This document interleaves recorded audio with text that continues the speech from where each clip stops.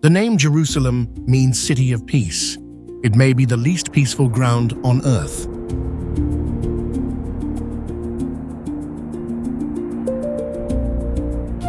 This is a ridge of pale limestone with no river, no harbor, no oil, nothing a single empire in 5,000 years would rationally choose to fight over. And yet this ground has been razed twice, besieged more than 20 times, conquered and lost and conquered again by so many armies that the earth beneath your feet is no longer earth.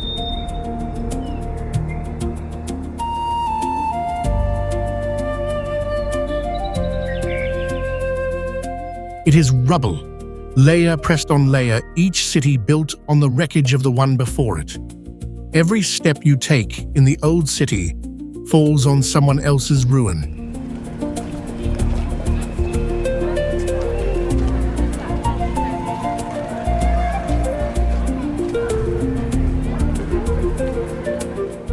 And still they come.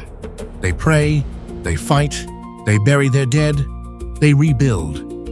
Then they do all of it again, century after century, for a hillside barely a third of a square mile across.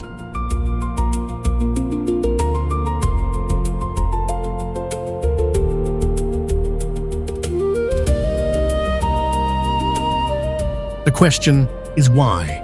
What lies buried under this city that has held human beings in its grip for 3,000 years and will not loosen it?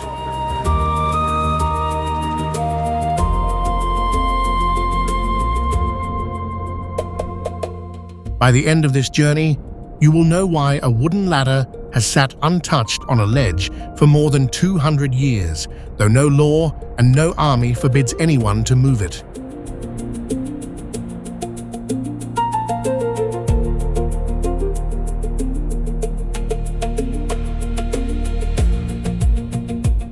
You will understand why a single grave on the hill across the valley can cost more than a house, and you will learn what was sealed inside clay jars in the desert nearby, hidden by men who were certain the world was about to end.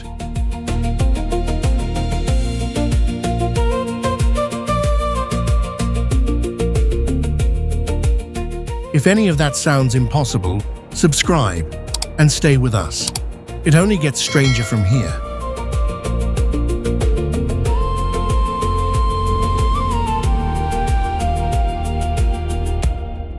But none of it makes sense until you face the first impossible thing about Jerusalem. Not why they fight over it, why anyone built a city here at all.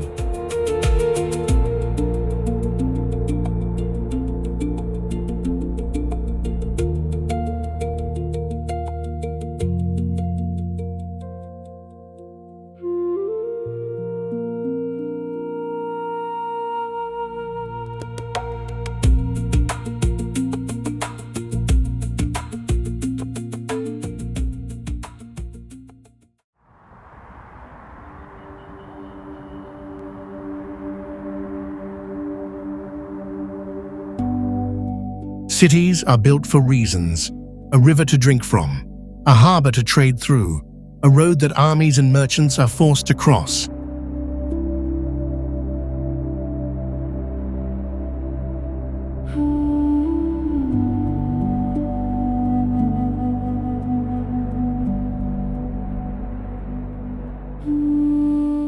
Almost every great city on earth sits where geography handed it a reason to exist. Jerusalem has none of them.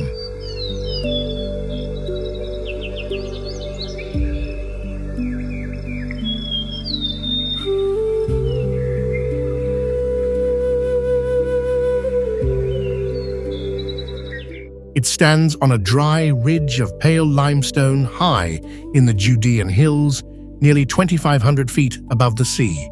No river runs through it. No coast touches it.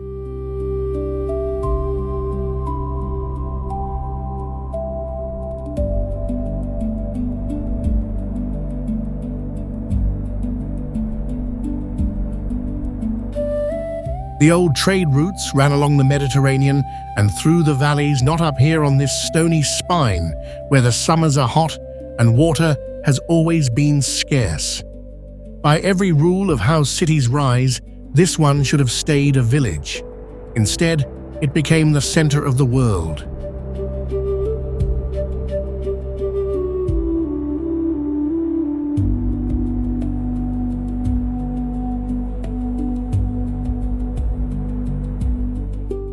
For more than 3,000 years, armies have climbed this hill to burn it down.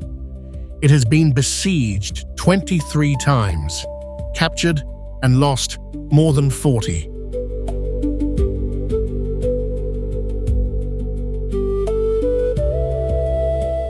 Twice it was leveled so completely that almost nothing was left standing. Dig anywhere in the old city and you find the proof.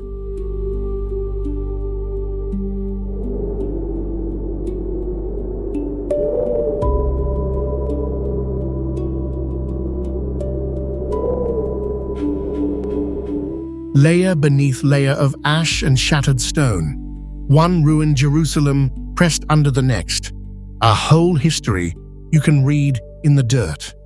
The ground here is not soil, it is the wreckage of every city that stood before.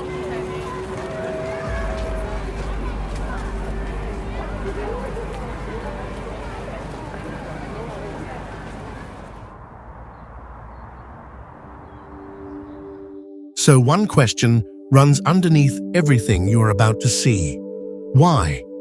What could possibly be worth all of this on a hillside with no water, no gold, and no natural reason to be fought over at all?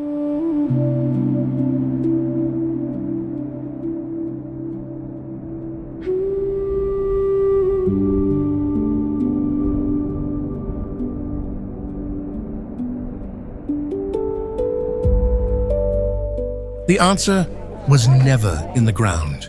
It is in what people decided to believe about the ground.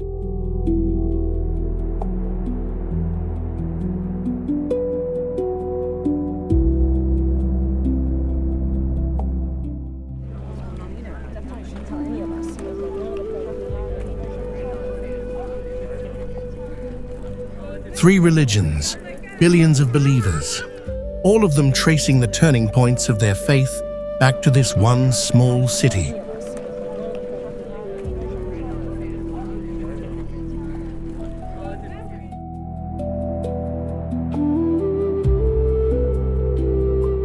And nearly all of that belief presses down onto a single raised platform of stone barely larger than a city park.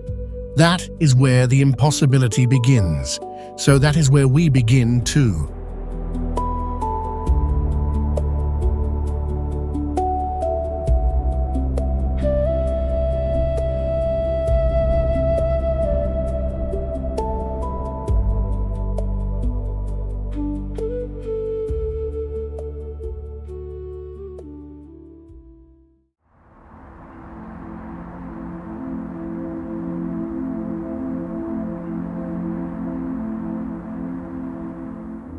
At the heart of the old city, one flat platform of pale stone lifts above everything around it.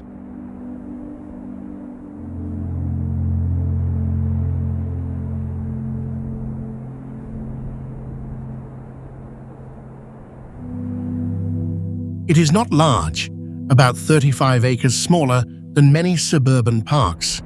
You could walk across the whole thing in a few minutes.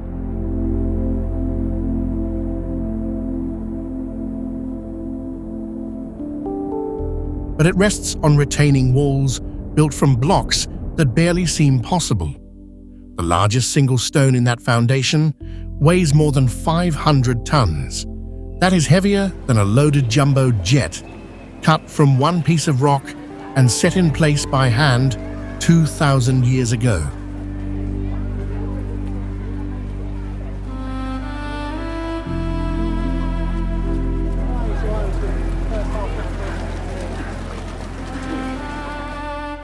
This is the Temple Mount. To Muslims, it is Haram al-Sharif, the noble sanctuary. No other patch of earth on the planet is claimed so completely by so many people all at once.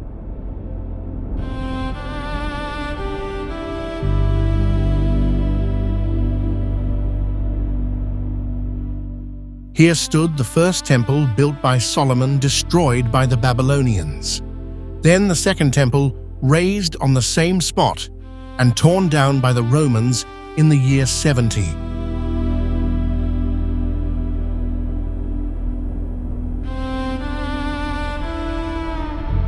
Above the ruins of both the Golden Dome of the Rock has stood since the year 691. It is one of the oldest and most beautiful monuments in all of Islam.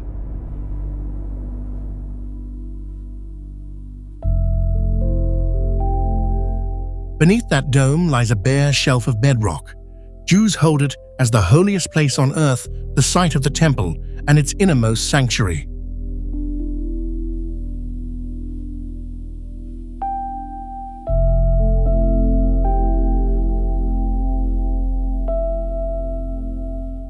Muslims revere it as the place from which the Prophet Muhammad, according to Islamic tradition, rose to heaven on his night journey. Two faiths, one rock.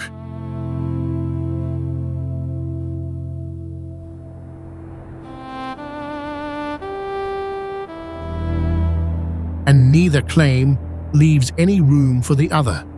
That is what makes this the most dangerous 35 acres in the world. Not the stone itself, but the weight of meaning stacked on top of it.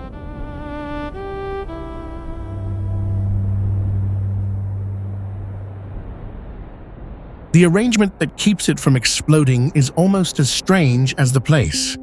Israel controls security and access. A Jordanian religious trust, the Waqf, runs the site from day to day.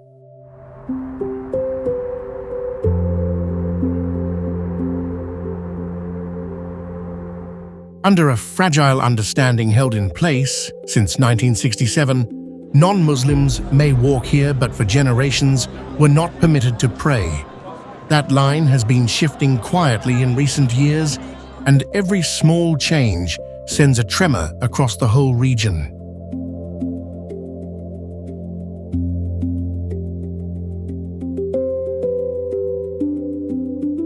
During Ramadan, 250,000 worshippers flood this plaza on a single Friday. Cameras watch every corner. Police count every head.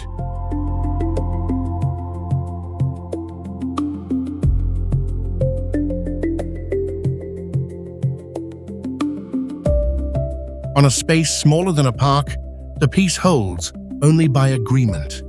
And everyone standing here knows how easily agreements come apart.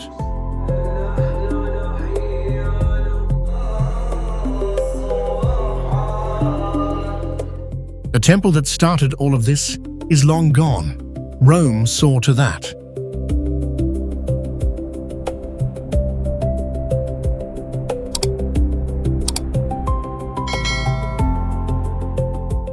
And yet the most sacred wall in the Jewish world is not the temple at all.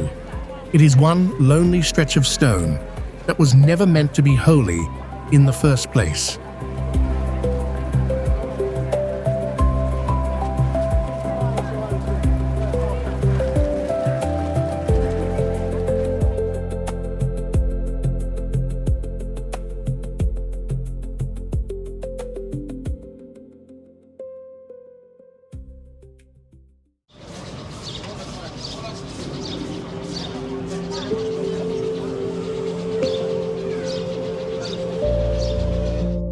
Nobody built this wall to be sacred.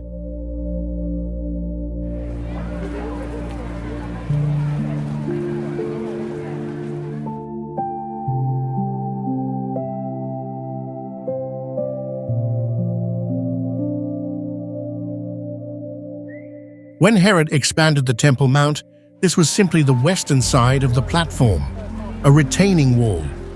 Engineering, not scripture, raised to hold up the enormous weight of the plateau above.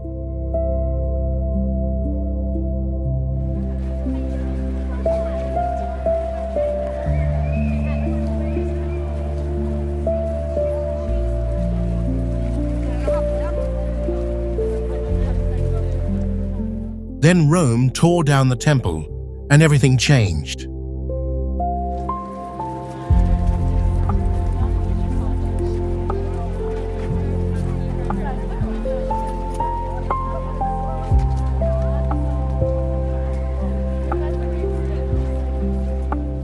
The western wall rises about 60 feet above the plaza, a face of pale, Herodian stone, worn smooth at the exact height a human hand can reach. 2,000 years of hands, pressed to the same rock in the same place day after day until the stone itself has been polished by touch.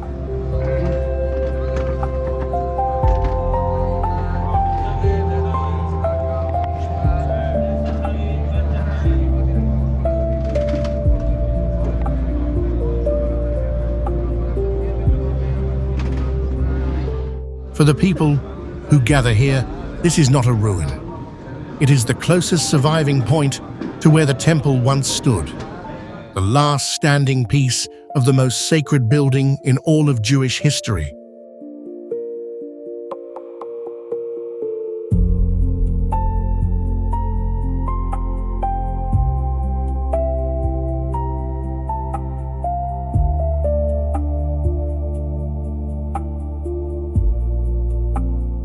They come from more than 60 countries, and almost everyone does the same small thing.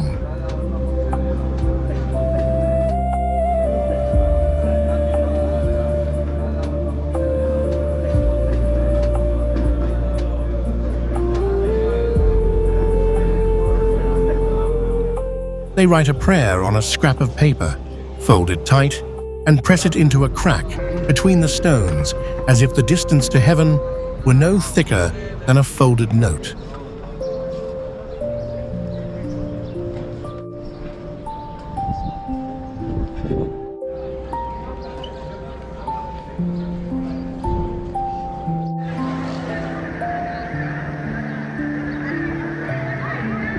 Think about what it took to make this the holiest place in Judaism. Not construction, destruction.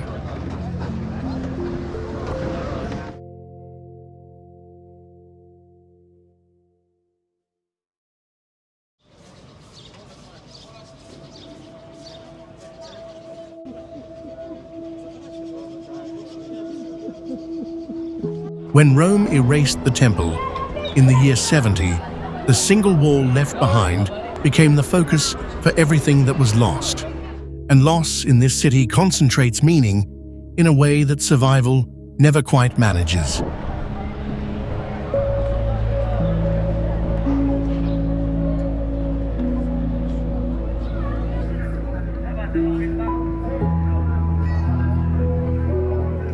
But the wall in the plaza is only the part you can see. Most of it runs underground.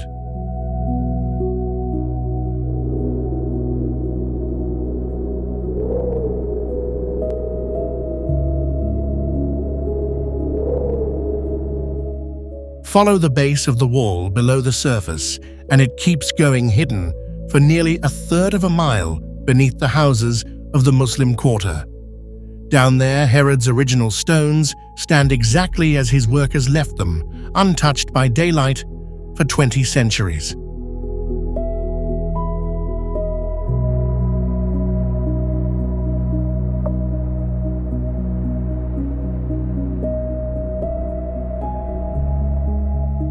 Visitors walk that tunnel today, a few feet under families living ordinary lives on the floors above.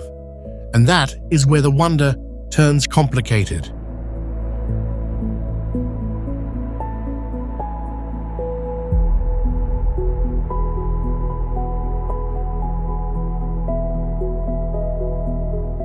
The dig that uncovers one people's history runs directly beneath another people's homes, and nobody asked the people upstairs before it began.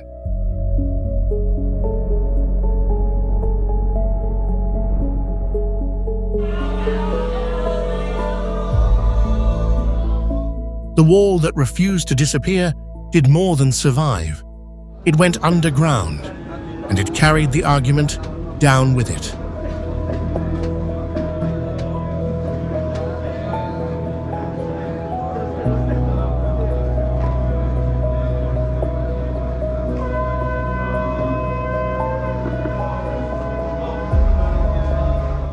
And the Jewish people are not the only ones who turned loss in this city into holy ground.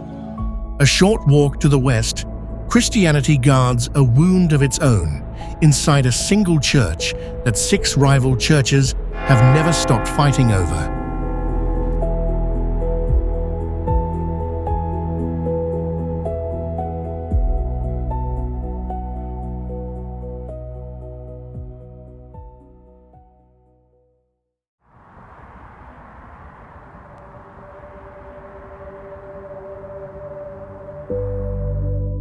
That church is the Church of the Holy Sepulchre, and Christians hold it to be the most sacred place on earth.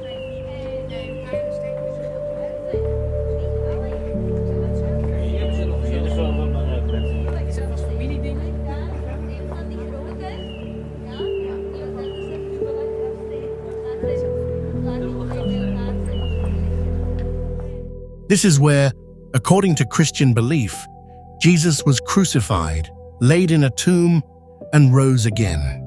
The building covers the ground of both the death and the resurrection, the 2 events at the very heart of the faith.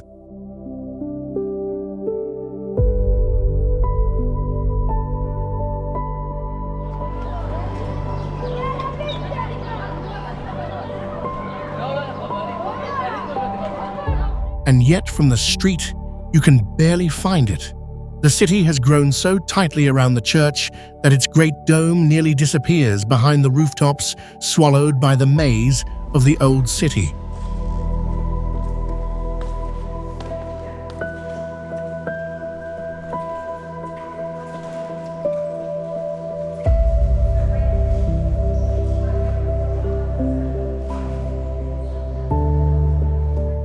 Step inside, and you are not in one building. You are inside 17 centuries of one.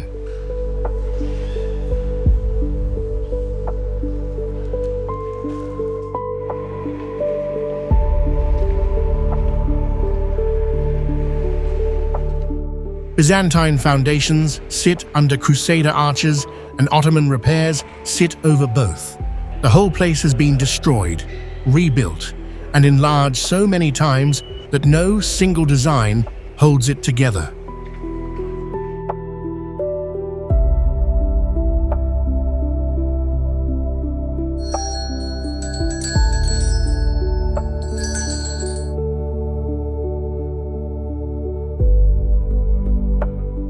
Six Christian churches share this space: Greek Orthodox, Roman Catholic, Armenian, Coptic, Syriac, and Ethiopian.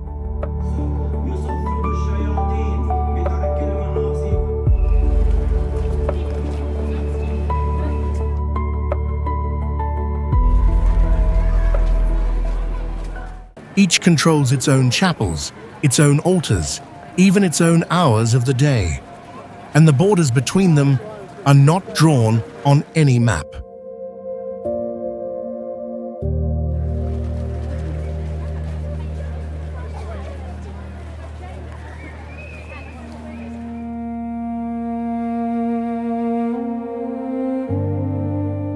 They live in memory, guarded so fiercely that a monk who steps into the wrong corner can reignite a quarrel that has smoldered for centuries.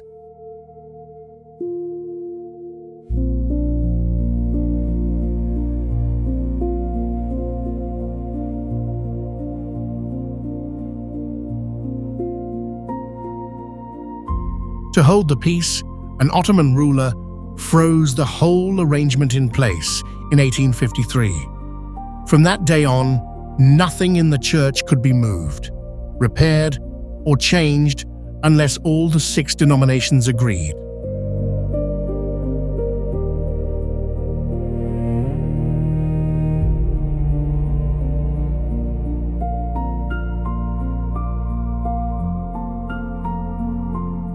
And in more than a century and a half, they have agreed on almost nothing. Which brings us to the ladder.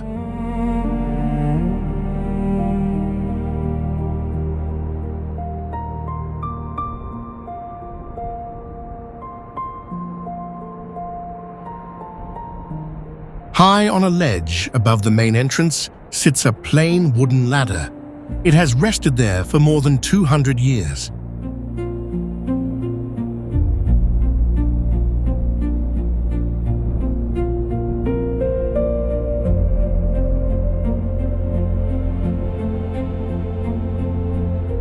No one can move it because no one can prove which denomination it belongs to, and under the rules of 1853, touching it would mean touching another church's territory.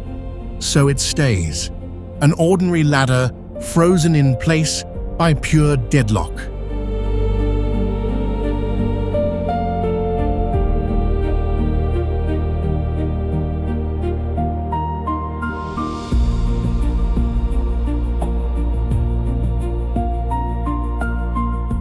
And then there is the key.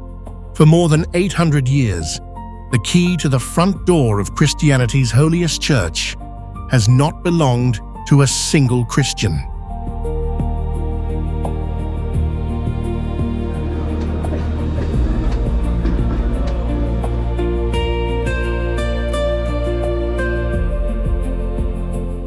It is kept by a Muslim family. Each morning, a Muslim doorkeeper unlocks the church. Each evening, he returns to lock it again.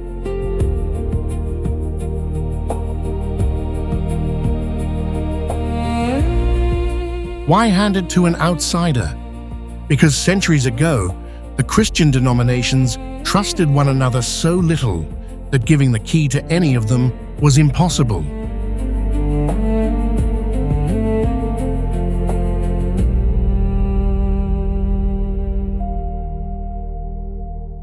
A neutral stranger was the only answer they could all live with, and it has stayed that way ever since.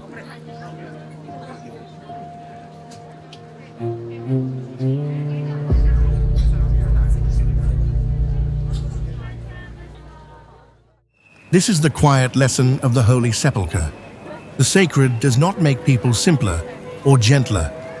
It takes whatever was already burning in the human heart and it makes the flame hotter.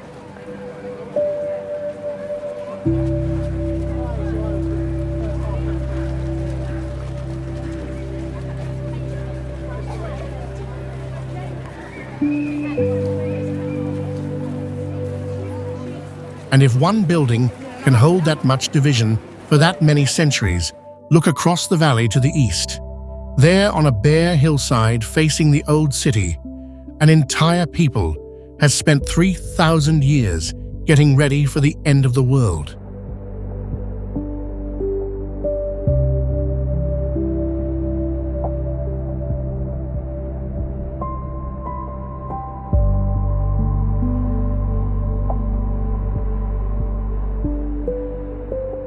If this is a Jerusalem you never knew existed, take a moment to subscribe and stay with us. Believe it or not, the strangest parts of this city are still ahead.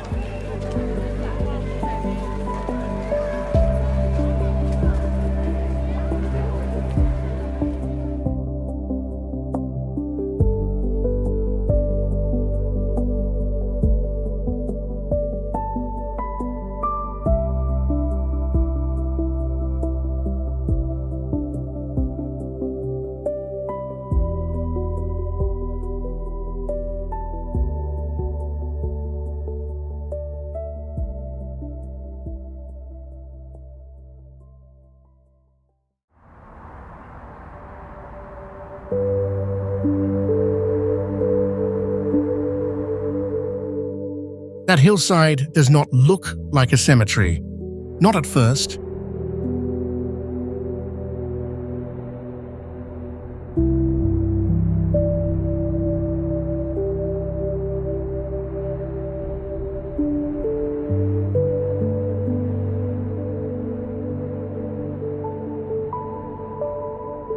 From across the valley, it seems almost white, as if snow had settled on the slope. Come closer, and the white breaks apart into stone. Row after row of graves, packed down the entire face of the Mount of Olives.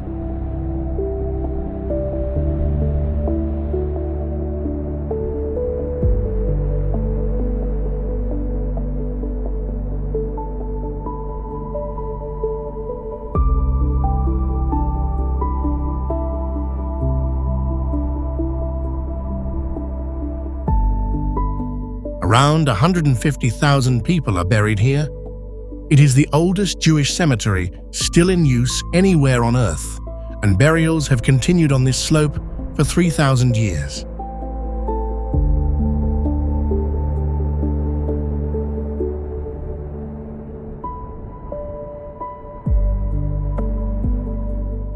But the strange part is not the size, it is the price.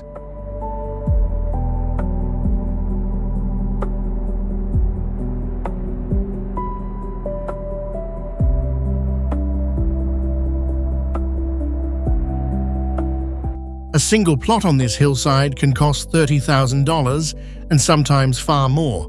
Not for a tomb, not for a monument.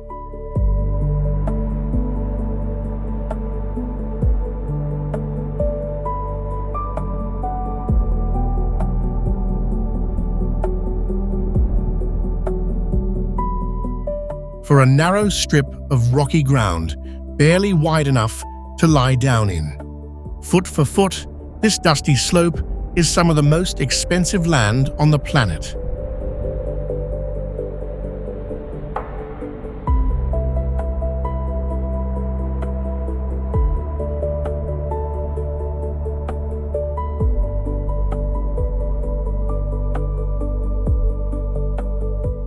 So why would anyone pay a fortune to be buried on a bare hill facing an old stone wall?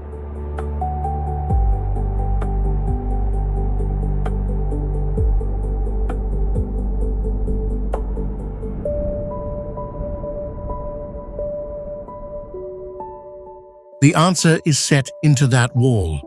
Directly across the valley in the eastern side of the Temple Mount, one gate has been sealed shut for centuries.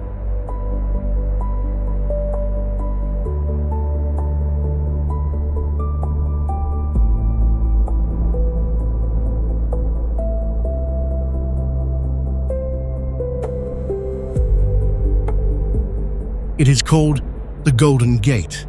According to Jewish tradition, this is the gate the Messiah will pass through when he finally comes to Jerusalem.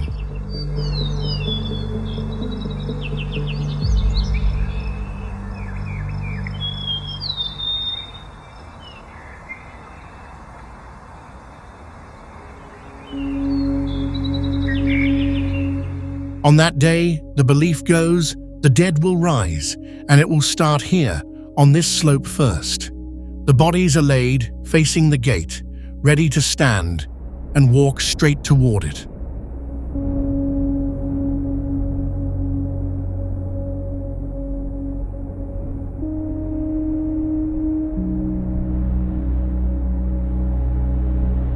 A plot on the Mount of Olives is not really the purchase of land, it is a reservation, a place at the front of the line for the end of the world.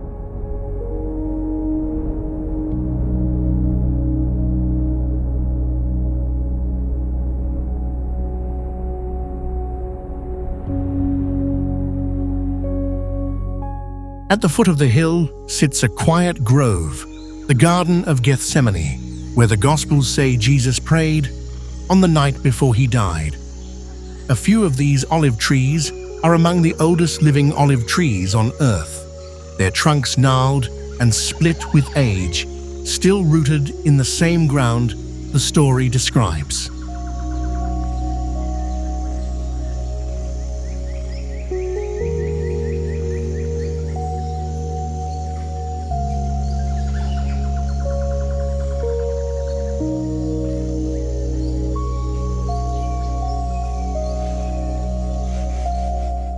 Not all of this has been peaceful. When the eastern city fell under Jordanian control, many of the old gravestones were broken or pulled up, and some were carried off as building material.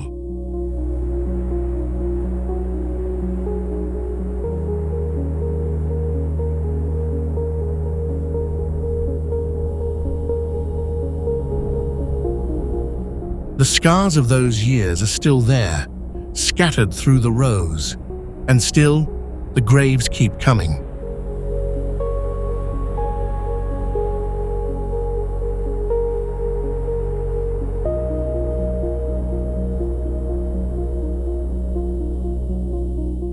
Because for the people who choose this hillside, the view across the valley is worth more than any price. They are not buying land. They are buying a front row seat to eternity.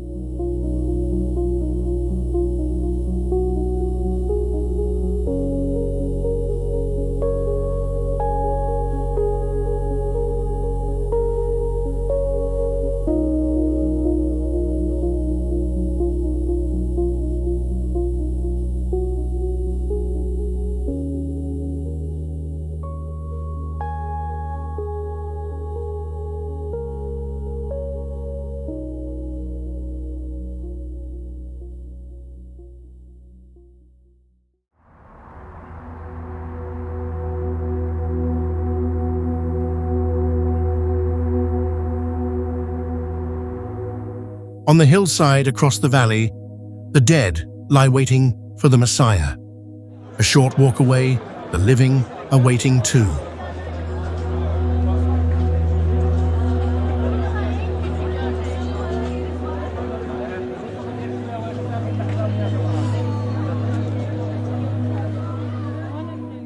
Just north of the old city, you can cross a border that appears on no map. There is no checkpoint, no wall.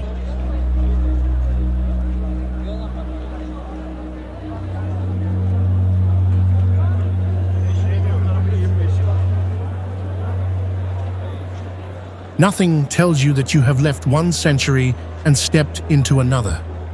The streets simply change, and the signs shift into Yiddish.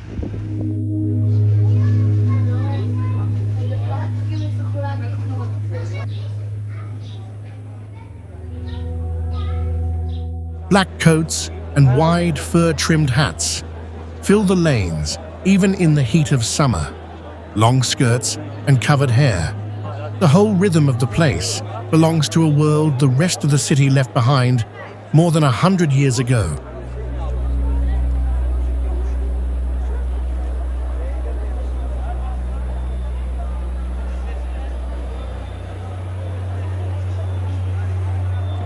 This is Mea Shearim, one of the first neighborhoods built outside the old city walls. It is also one of the most devoutly ultra-Orthodox Jewish communities anywhere on earth.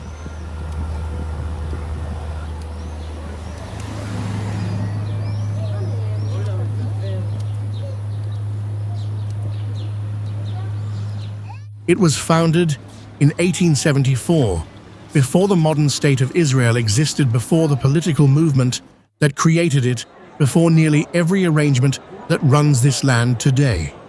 And the people who built it were not building toward a country. They were waiting for the Messiah.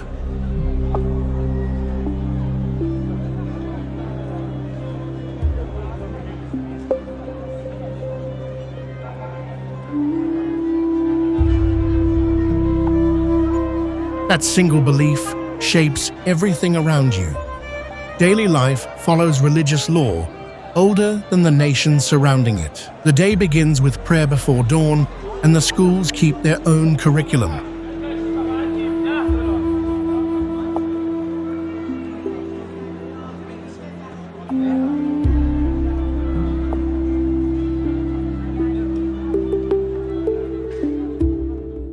At the entrances to the neighborhood, large posted signs ask visitors to dress modestly and respect a way of life guarded, almost unchanged, across 5 generations.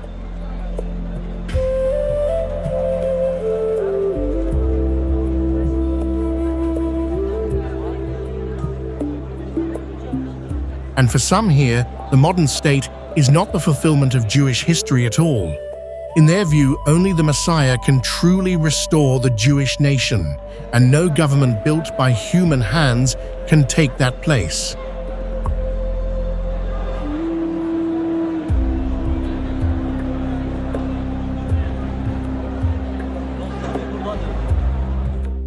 It is a quiet refusal, and it sets them at odds with the country around them over everything from military service to who gets to define what a Jewish state should be.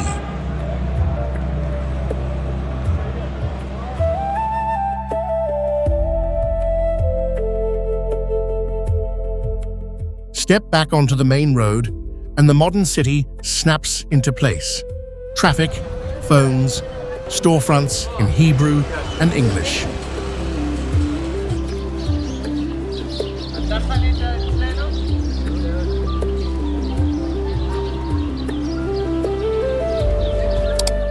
Mea Shearim does not resist the present by fighting it. It resists by staying exactly as it has always been, a handful of streets that never agreed to move forward with everyone else.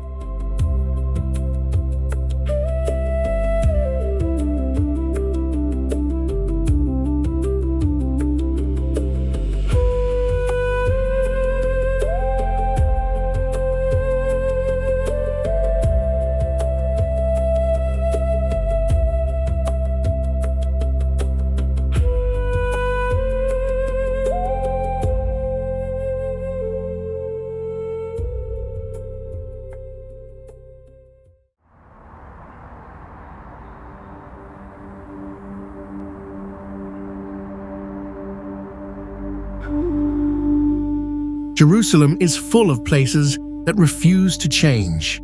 Not far from those same streets runs the most walked route in all of Christianity, and it may be built on a mistake.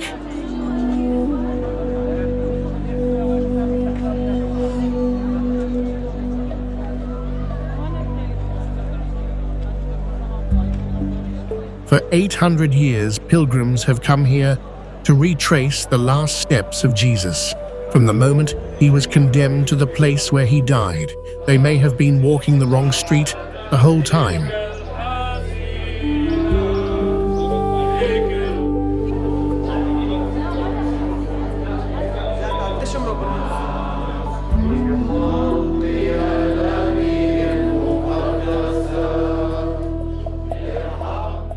The route is called the Via Dolorosa, the Way of Suffering. It runs about a third of a mile through the Muslim and Christian quarters, marked by 14 stations, each fixed to a moment on the road to the cross.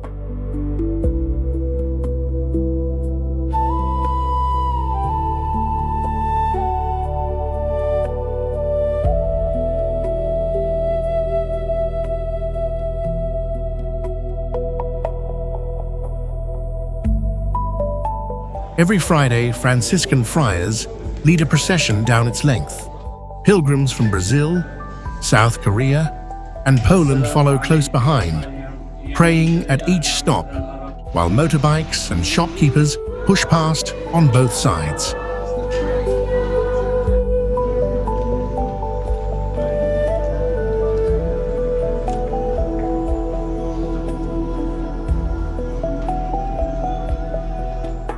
Walk it yourself, and what strikes you is how ordinary it feels. The stations are set into the walls of working buildings.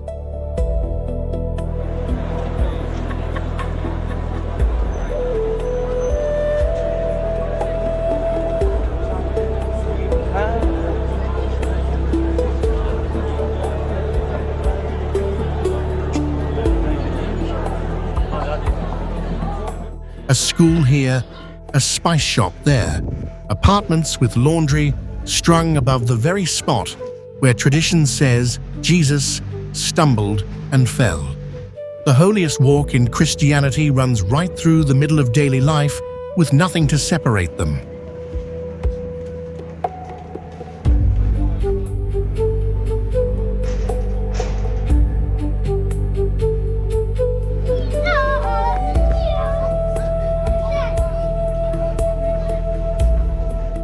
But this route was never built on solid proof. It was fixed by crusaders in the Middle Ages, working from tradition rather than evidence.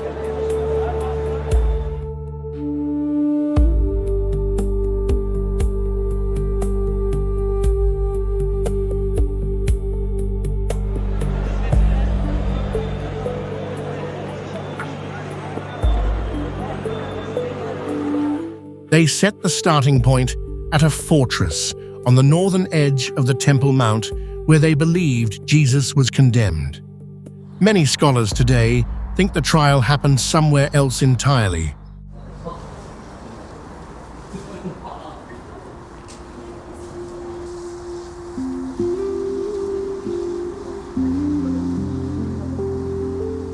at Herod's palace on the western side of the city near what is now the Jaffa Gate. If they are right, the true path ran in a different direction, and millions of people have spent 8 centuries retracing a road that memory placed on the wrong side of town. The muezzin calling the Muslims to Maria, gratia plena, Dominus tecum, benedicta tui mulieribus, ec benedictus fructus ventris tui, Iesus. Santa Maria, Mater Dei. And still, it changes nothing. Week after week, the pilgrims keep arriving, and they weep at the same stations where their grandparents wept. De nobis debita nostra, secut et nos debitibus. Gloria Patri et Filio et Spiritus Sancti. Daughters of Jerusalem, do not weep for me, weep for your... Whether or not these are the exact stones, the grief is real, and so is the faith. In Jerusalem, belief has a way of outlasting the evidence beneath it.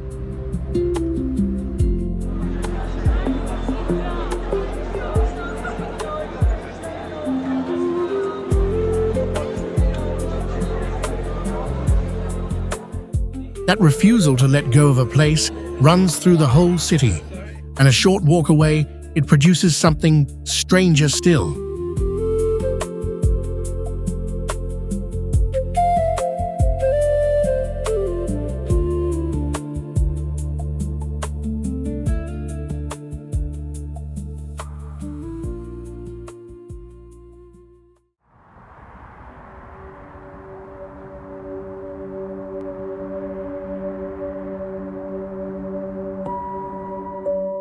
Two of the holiest places in 2 different religions sit inside one plain building on Mount Zion, one stacked directly on top of the other, separated by a single flight of stairs. Most people walk right past it without a second glance.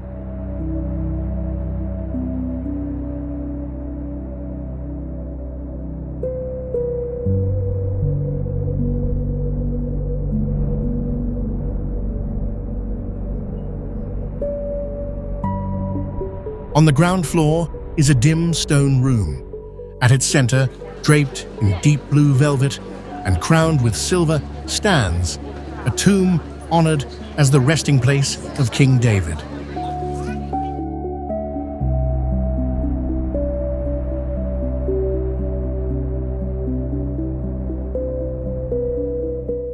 He was the shepherd who became a king, the ancestor from whom Jewish tradition says the Messiah must one day come.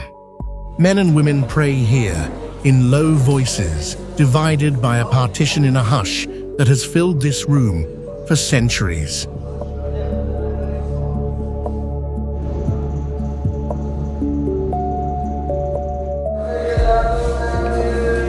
I'm sorry.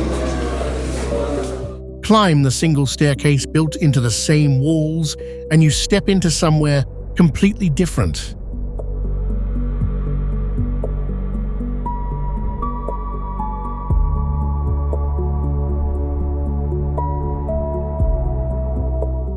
Bare stone, Gothic arches, tall windows pouring in the light.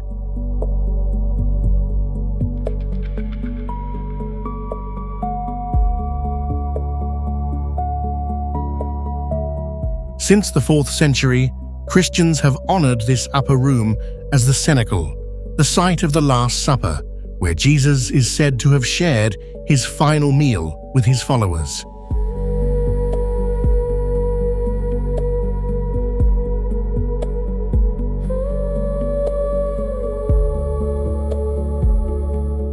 So the pilgrims come for both, and they meet on the stairs. Jewish visitors heading down to the tomb below. Christian visitors heading up to the room above.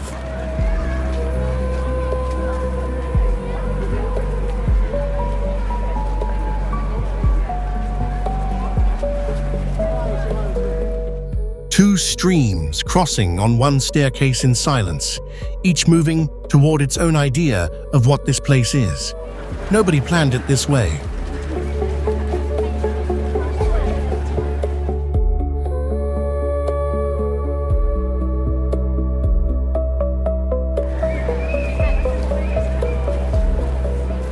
The building was razed, wrecked, and rebuilt across 1,000 years, and every ruler pressed his own mark into the same walls.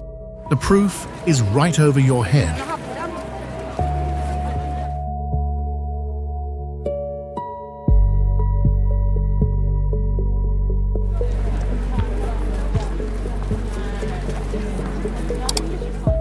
When the Ottomans held the city, they turned the cenacle into a mosque and never fully undid it. The prayer niche pointing toward Mecca is still set into the wall, and the minaret still rises outside, directly above the room Christians call the birthplace of their church.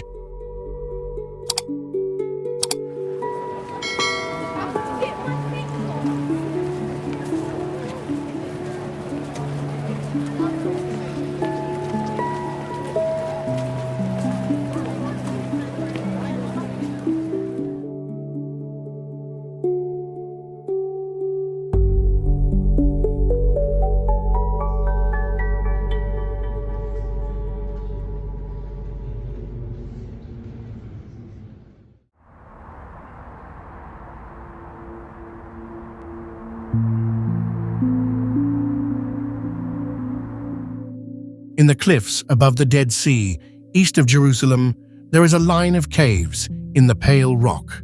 They look like nothing at all. Inside one of them, the greatest manuscript discovery in history sat untouched for 2,000 years.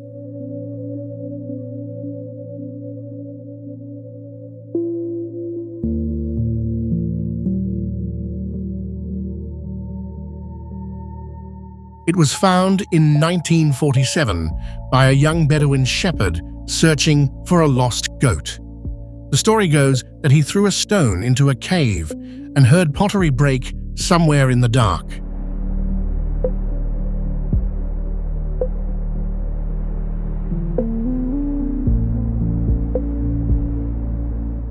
Inside were tall clay jars, and inside the jars, wrapped in linen, were scrolls of leather and papyrus.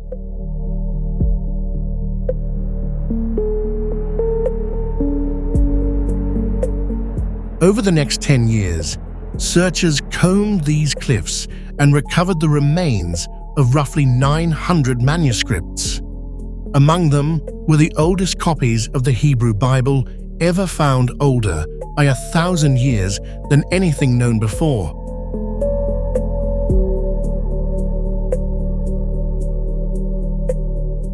Today, the most precious of them rest in Jerusalem under a pale white dome shaped like the lid of the jars that hid them. But the scrolls left behind a question no one has ever fully closed.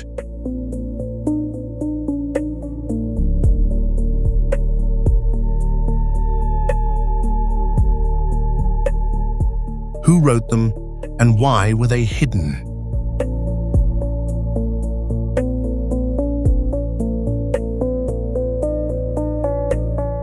Most scholars point to the Essenes, a Jewish sect that turned its back on the city and went out to live in this desert. They believed the temple priesthood had grown corrupt.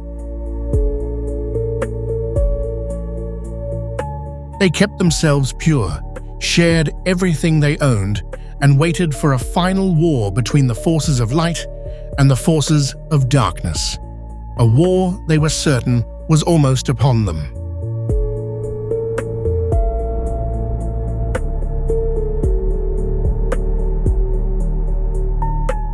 The scrolls were sealed in jars and pushed deep into the caves.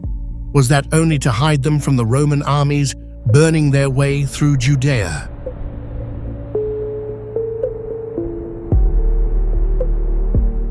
Or did the men who wrote them believe they were saving the last true words of God for a world they were sure was about to end? The desert has kept that answer to itself.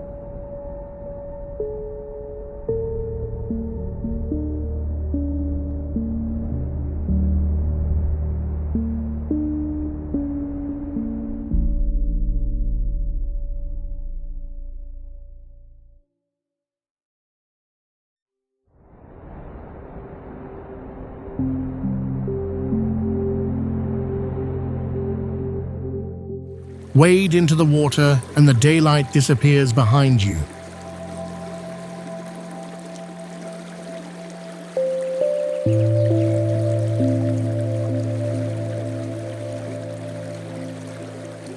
The tunnel is narrow enough to touch both walls at once. The water is cold around your knees. The ceiling drops low enough that in places you have to bend. Reach out, and your fingers find grooves in the rock, the marks of chisels that cut this passage more than 2,700 years ago.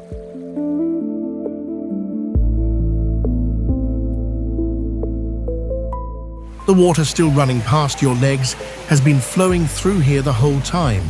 This is Hezekiah's tunnel.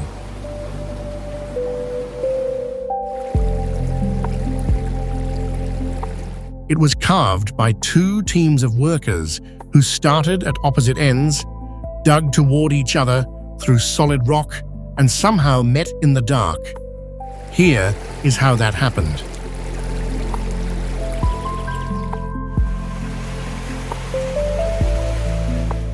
Around 700 BCE, an Assyrian army was closing in on Jerusalem, and the city's fresh water lay outside the walls exposed. So King Hezekiah gave an order.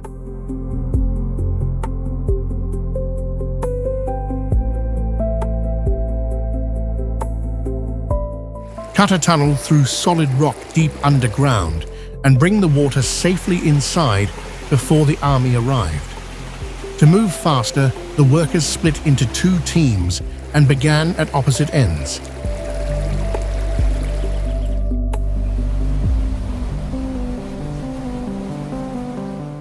They dug toward each other through nearly 2,000 feet of stone in the dark, with no compass and no map. They were guided by nothing but the sound of the other team's picks ringing through the rock.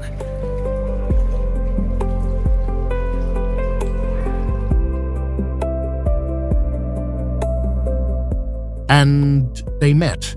A carved inscription found on the tunnel wall in the 1880s records the moment the two crews heard each other's voices through the last thin sheet of stone and broke through.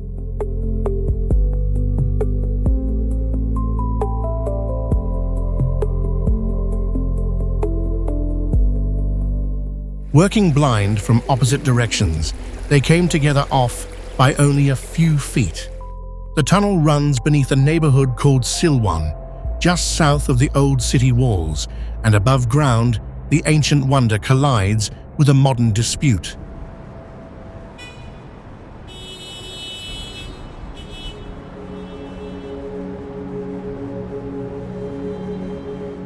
Silwan is a crowded Palestinian neighborhood. It is also the ground many believe to be the original core of Jerusalem, the city of David, where the whole story is said to have begun 3,000 years ago.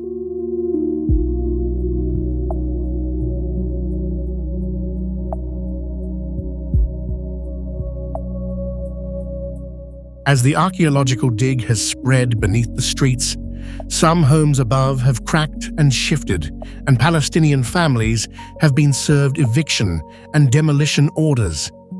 Even the history is contested, with scholars still arguing over how much of what lies below truly dates to the Age of Kings.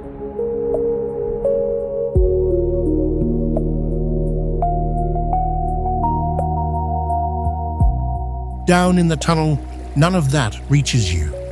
There is only the cold water, the dark, and the sound of your own steps moving through a passage cut by hands that were racing an army 27 centuries ago.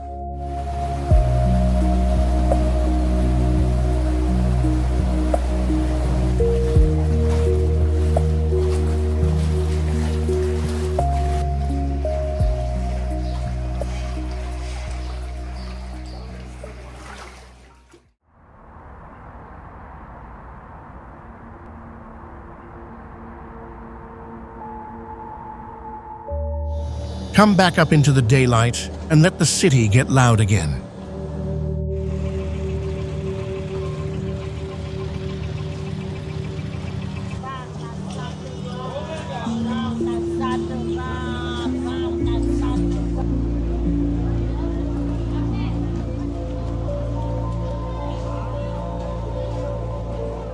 Half a mile west of the old city, the lanes of the Mahan Yehuda market are packed shoulder to shoulder.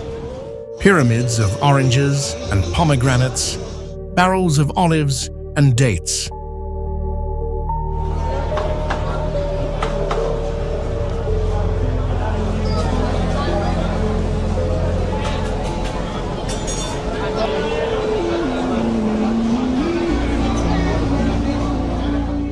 Mounds of spices in red and gold, and deep green, the smell of them reaching you half a block before you arrive. Vendors shout their prices over one another, and the sound never really stops.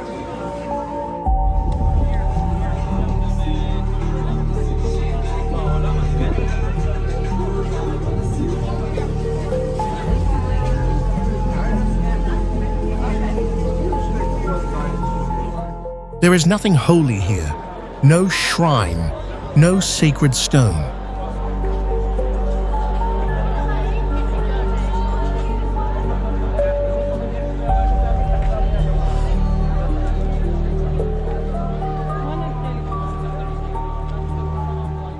Around 250 stalls open since the late 1800s, selling the same thing markets have always sold: food and the noise of people buying it.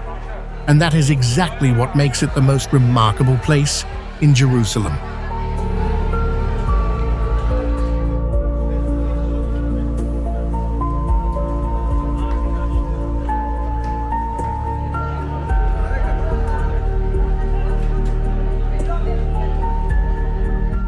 Because this is where the whole city finally stands in one place. Ultra-Orthodox men in black hats reach past secular students in jeans.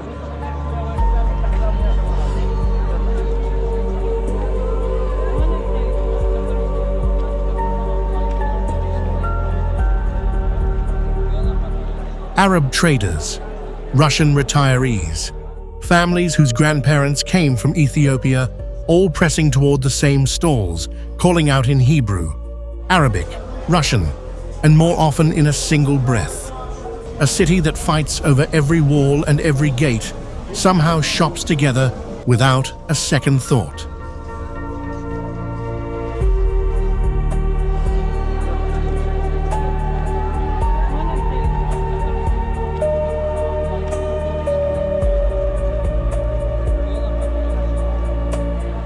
By day, it is a market. After dark, the shutters roll down, painted with murals, and the same lanes turn into bars and restaurants that stay loud past midnight.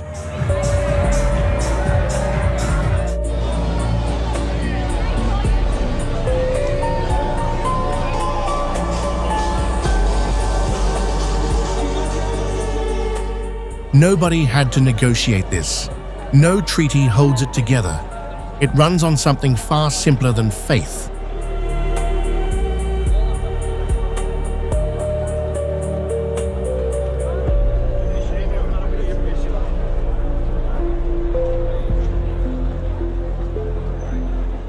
It runs on appetite, and hunger has never cared what you believe or which side of a wall you live on.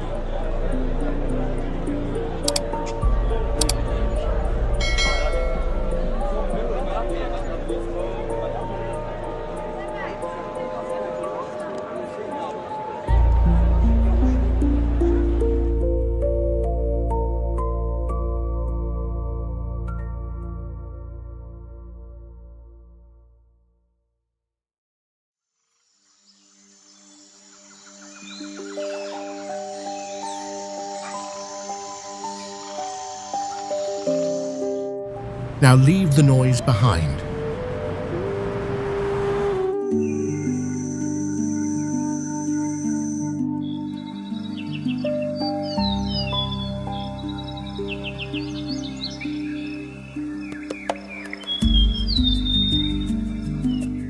On a quiet ridge on the western edge of the city stands Yad Vashem, Israel's memorial to the 6 million Jews murdered in the Holocaust. The main building is a long, sharp wedge of concrete that cuts straight through the hillside.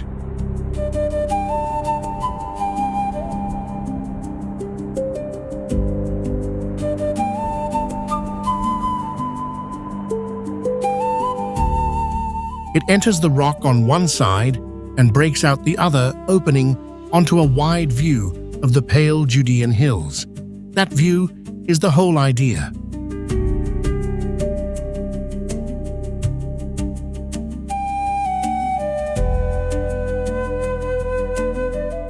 You walk through the darkness of the history inside, and you come out, facing the living land and the light.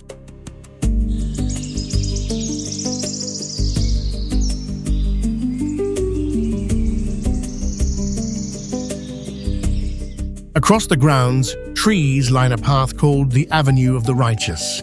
Each one was planted for a person who was not Jewish, but who risked everything to save Jewish lives during the war.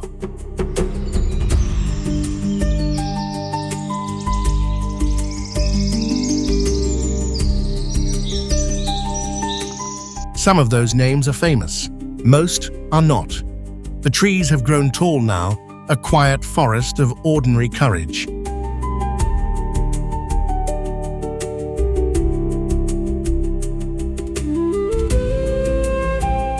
Inside the memorial does something simple and almost unbearable. It refuses to let the 6 million become a number.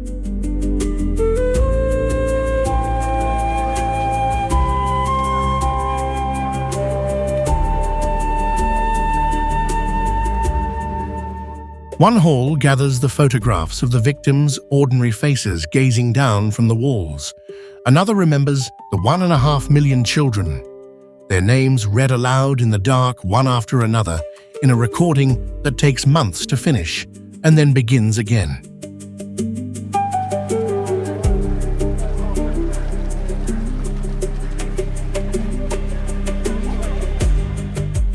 This is the last thing Jerusalem asks of you.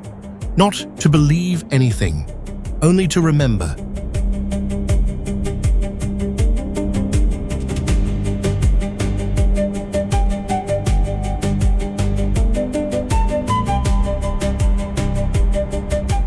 Because everything you have seen in this city comes down to the same stubborn act.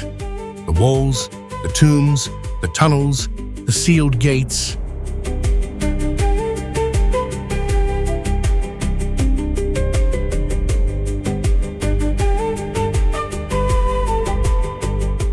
People refusing to let go of what mattered to them, long after the world tried to tear it away.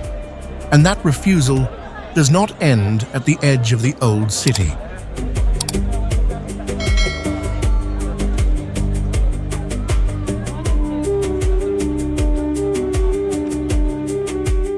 What lies beneath Jerusalem and beyond its walls is stranger still, and it has been waiting a very long time to be found.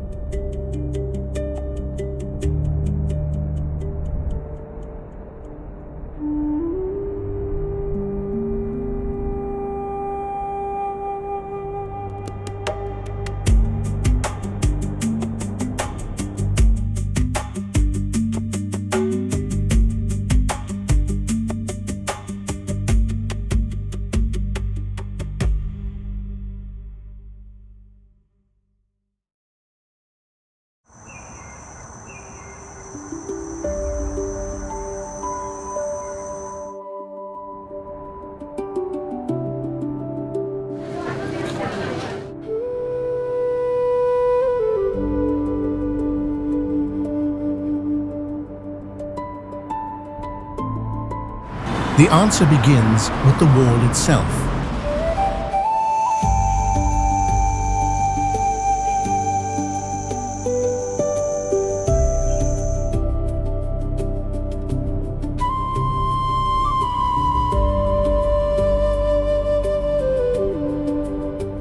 Everything you have seen so far sits inside a single ring of stone, less than 2.5 miles around.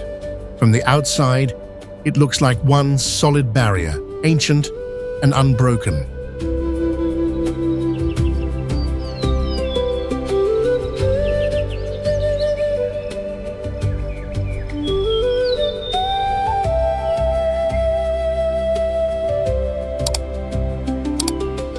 It is anything but. Look closer, and the wall becomes a puzzle full of doors, that lead nowhere, gates sealed on purpose, and at least one secret its own builder paid for in blood.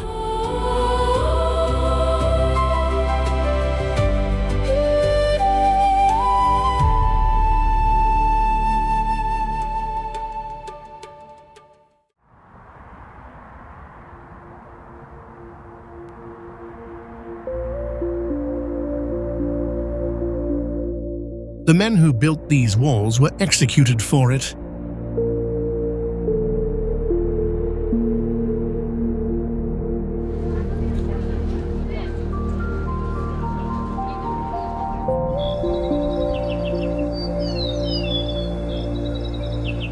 According to a story told in Jerusalem for centuries, when Suleiman the Magnificent finished the Great Walls, in the 1500s, he found a terrible flaw in the work.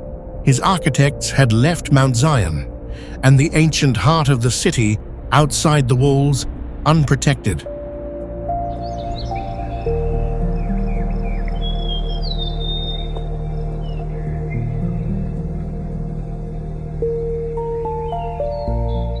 The Sultan was so enraged that he had them put to death.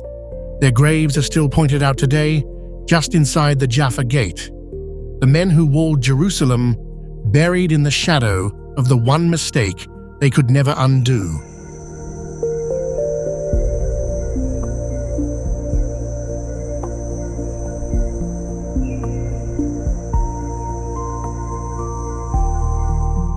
The walls themselves are not as old as they look.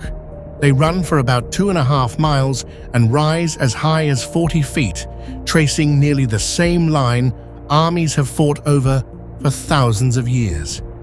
Yet every stone you see was laid on Suleiman's orders less than 500 years ago.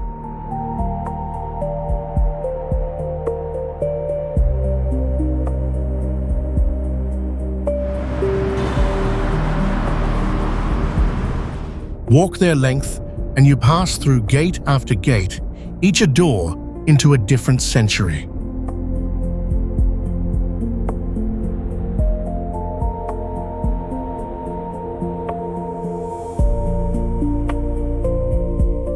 At the Jaffa Gate, the entrance bends in a sharp right angle. It was built that way on purpose, so any attacker who broke through would be slowed and exposed before reaching the streets.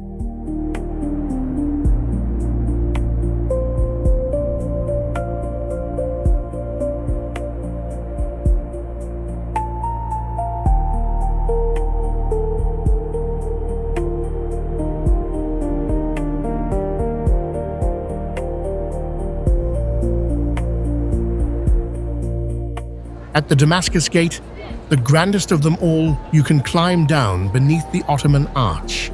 There you stand at the foot of an older Roman gate, buried and preserved for nearly 2,000 years.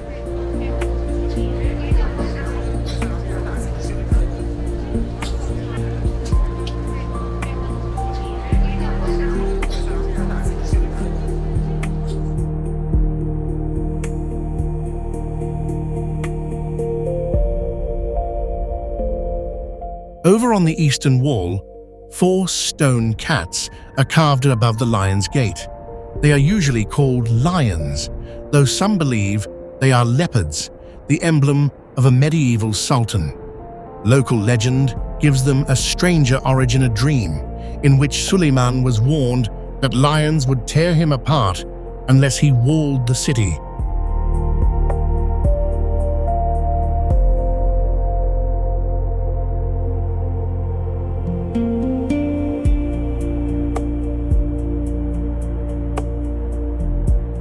Then there is the Zion Gate on the south.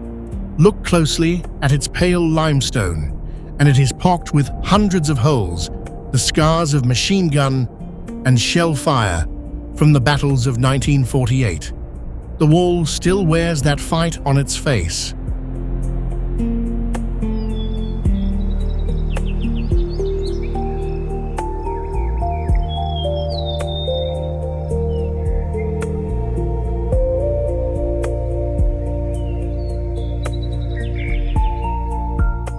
And on the eastern side, one gate does not open at all. It is sealed with stone, the same gate we stood before earlier, the one the Messiah is meant to enter. Of every door in this wall, the most important is the one no one is allowed to use.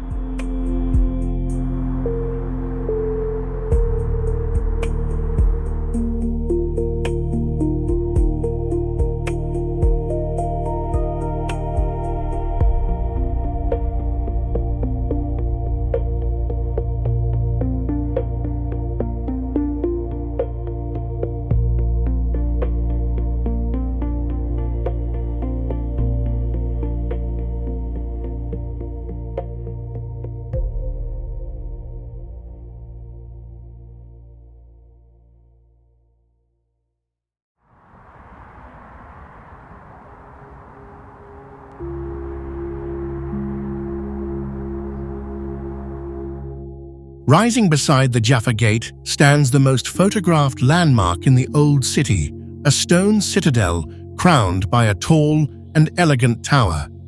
It is called the Tower of David, and almost everything about that name is wrong.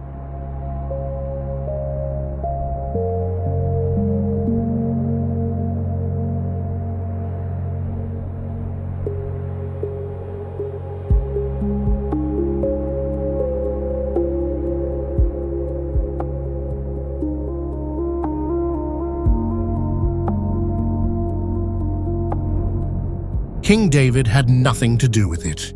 The graceful tower everyone aims their cameras at is not even a tower in the way people think. It is a minaret added by the Ottomans in the 1600s, part of a mosque.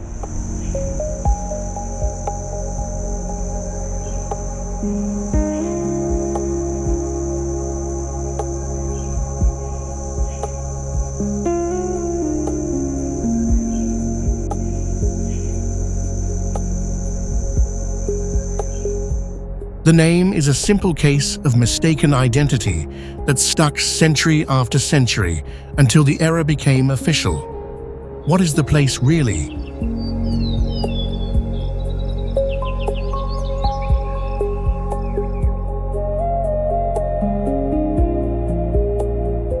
It is a fortress, and a very old one, guarding the western way into the city.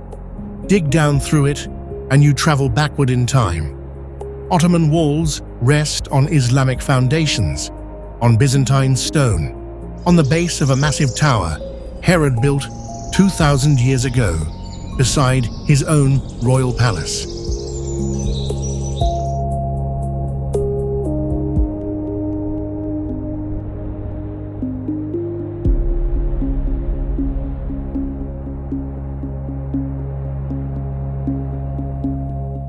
When Rome destroyed Jerusalem, it left Herod's towers standing on purpose. They were a monument to the greatness of the very city Rome had just crushed.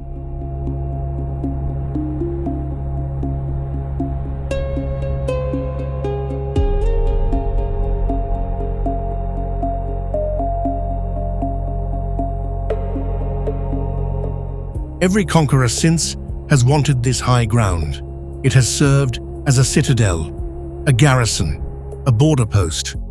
British, Jordanian, and Israeli soldiers have all kept watch from these walls within living memory.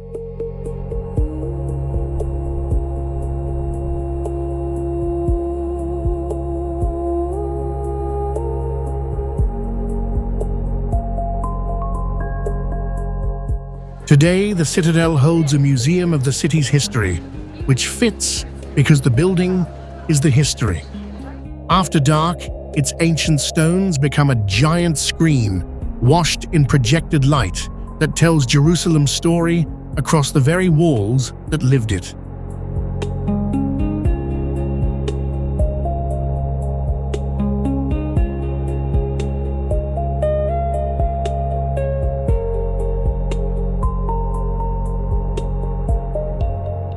The name on the map may be a mistake, but there are few places in this city where you can stand on so many centuries at once.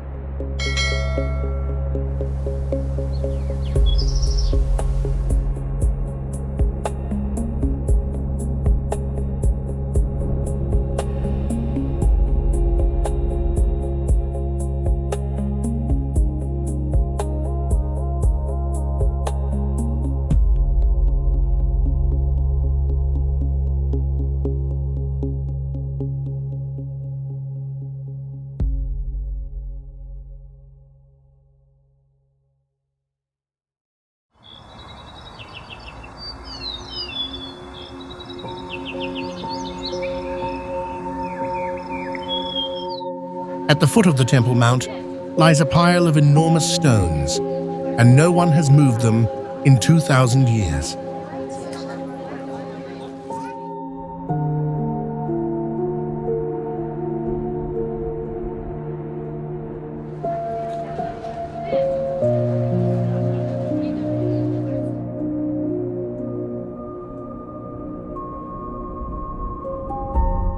They were not left there by accident.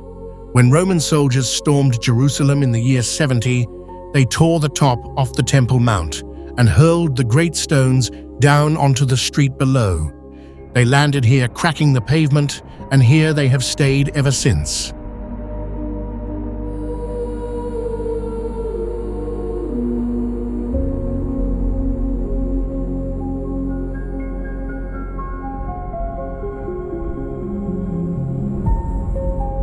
You can walk right up to them. Each one weighs several tons, and together they mark the exact moment this city was broken, frozen in place, like a photograph of the disaster.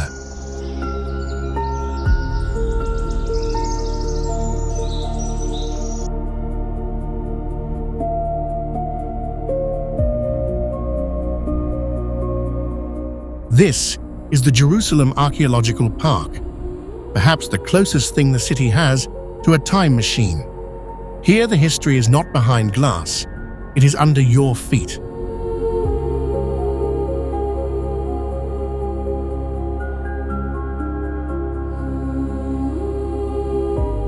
Look up at the southwest corner of the Temple Mount, and you can see the stump of a giant arch jutting from the wall. Once, a grand staircase rose on top of it, carrying crowds up into the temple. It was called Robinson's Arch, and it too came down in the year 70.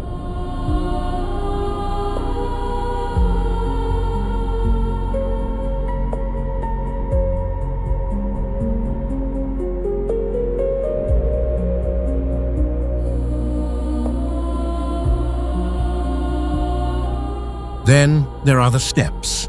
Along the southern wall runs a broad flight of ancient stairs, the very steps pilgrims climbed to enter the temple 2,000 years ago.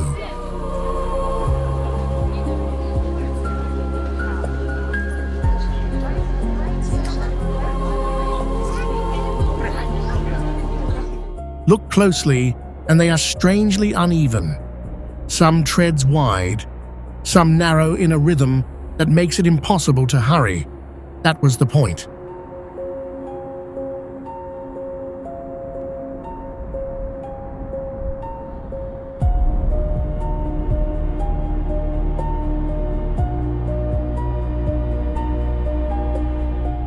The builders shaped the steps so that no one could rush toward the holy place. You had to slow down and arrive changed.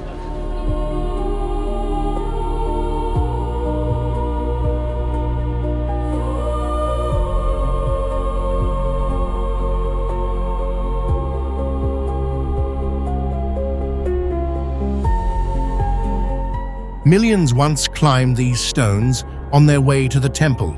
The temple is gone. The steps remain worn smooth, still rising toward a gate that no longer leads anywhere.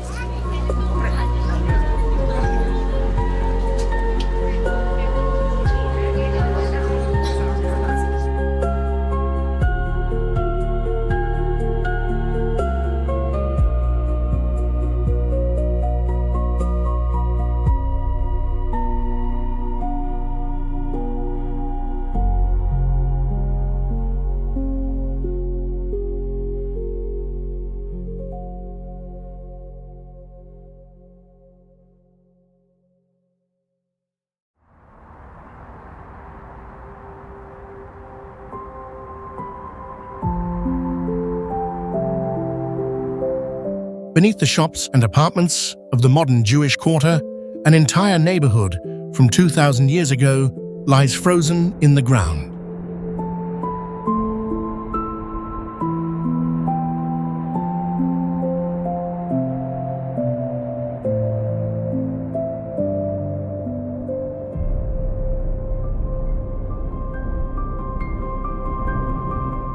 To reach it, you go underground. Down there, archaeologists uncovered the mansions of Jerusalem's wealthiest families from the time of the Second Temple, the priests and aristocrats who lived within sight of the temple itself.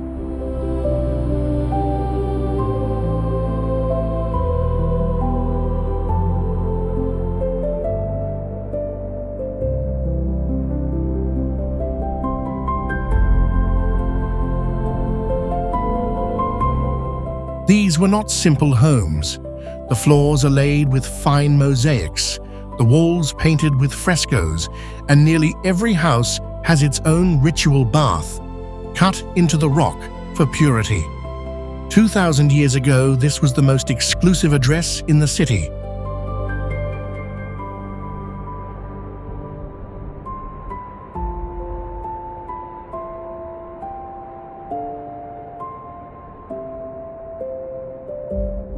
And then in one of these houses, the story stops.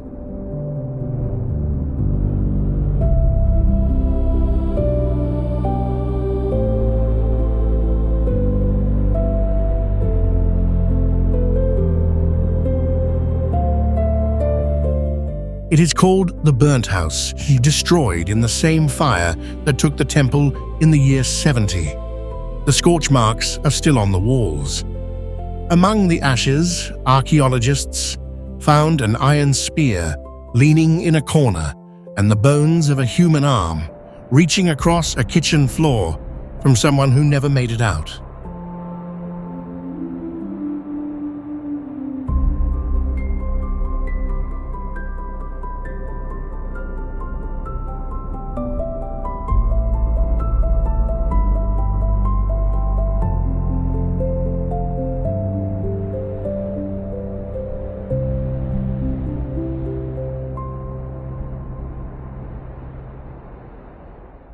For centuries after the whole quarter lay in ruins, it was fought over and flattened again in the War of 1948, then rebuilt after 1967.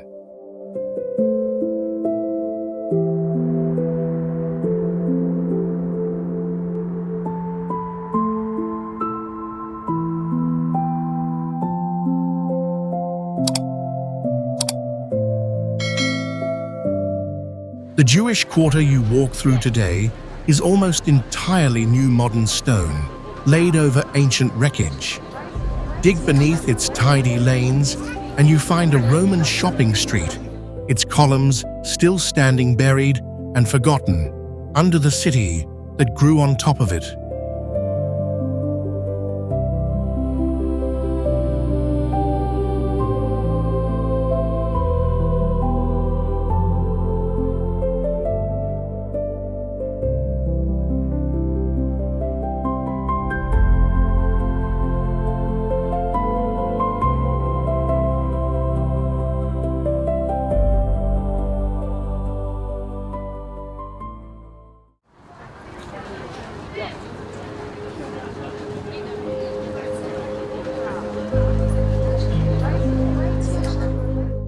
You have already seen the fragments of the lost city buried and broken beneath the streets. There is one place where you can see the whole thing still standing.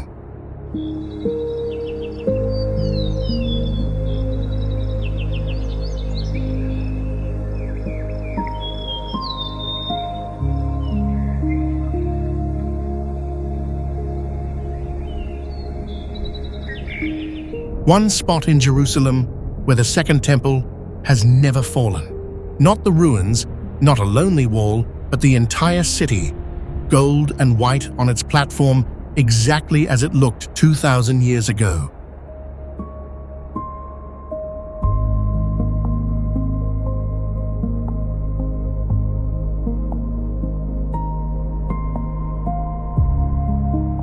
It sits in the open air at the Israel Museum on the western side of the modern city. It is a model built to a scale of 1 to 50, and it sprawls across nearly an acre of ground.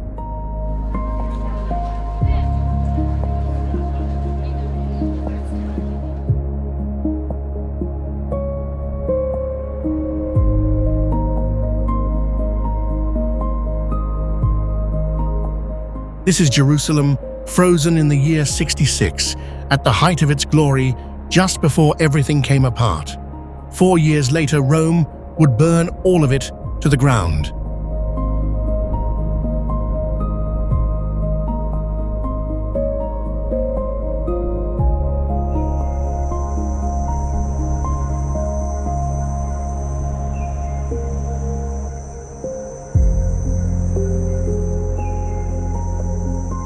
Walk around the edge and the lost city spreads out below you. The great temple at the center, Herod's palaces.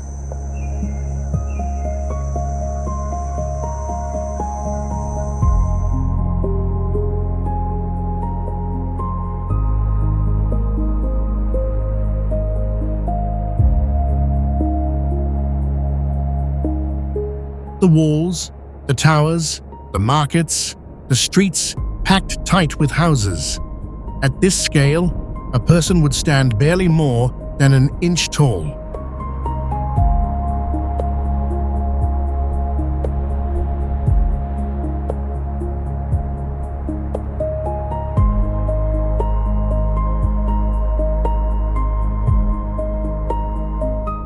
And yet, you can see the whole city breathe, the way it must have looked to a pilgrim climbing the hills on the morning of a festival. But the strangest thing about this model is why it was built at all.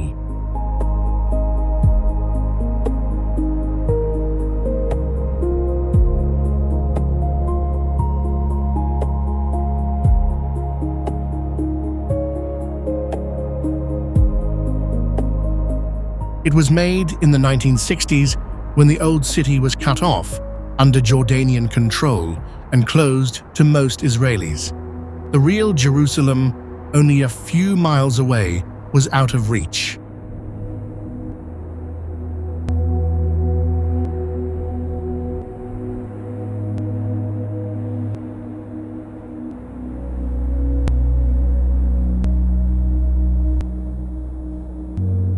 They built a copy instead. For years, this miniature was the closest many people could get to the city they longed for, a whole Jerusalem. You could walk around, but never enter.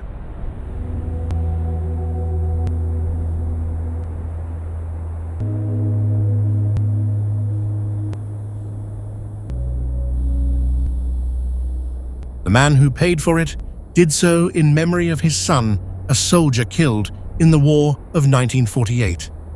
He wanted a monument to stand beside the ruins of Athens and Rome.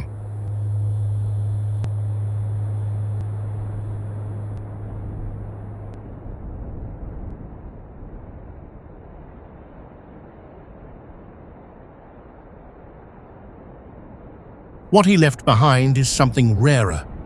It is the only place on earth where the vanished city is whole again, every stone that Rome tore down, standing exactly where it once stood.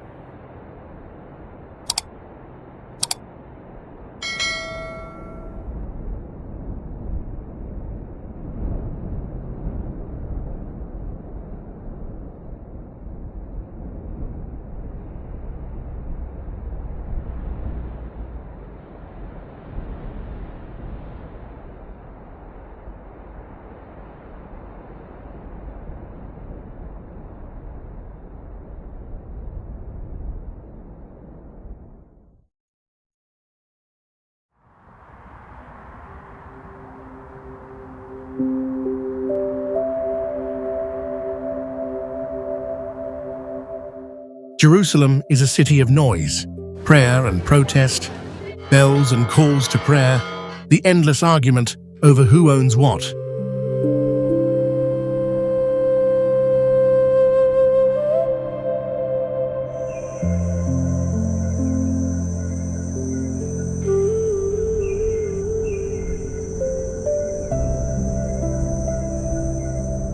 But a few of its holiest places have survived in a different way, not by being fought over, but by staying almost silent. And they hold two of the strangest quiet corners in the city.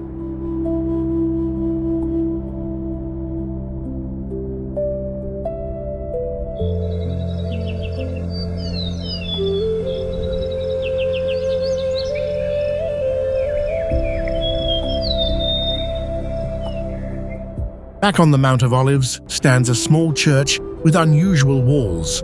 Covering them panel after panel is a single short prayer, the one Christians call the Our Father.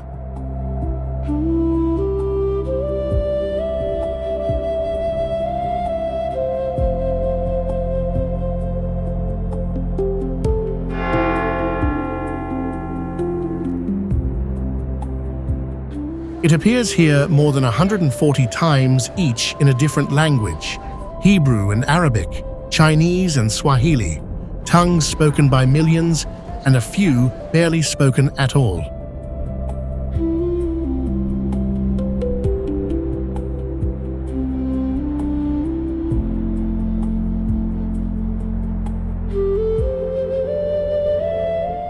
This is the Church of the Pater Noster, built over the cave where tradition says Jesus first taught that prayer. There is no shouting here, no crowd pressing its own claim.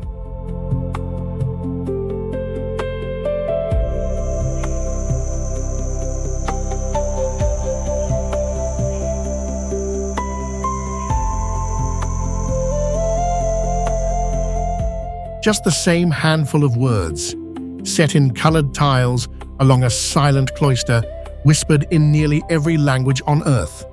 This is one way a place stays holy in Jerusalem. It goes quiet through words.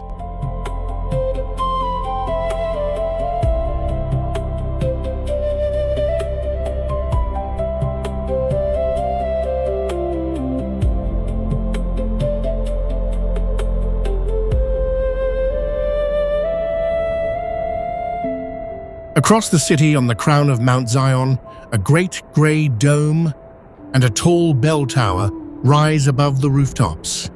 This is the Dormition Abbey, and even its name means sleep.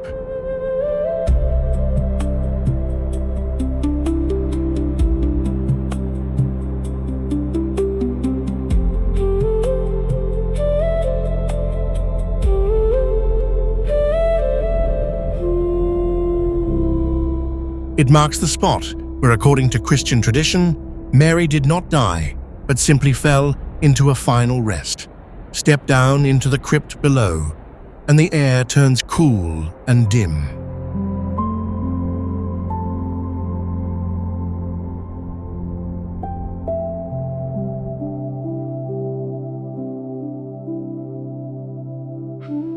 At the center lies a carved figure of Mary, sleeping in stone, watched over in silence. Upstairs, golden mosaics glow on the walls, and the bells mark the hours over the old city.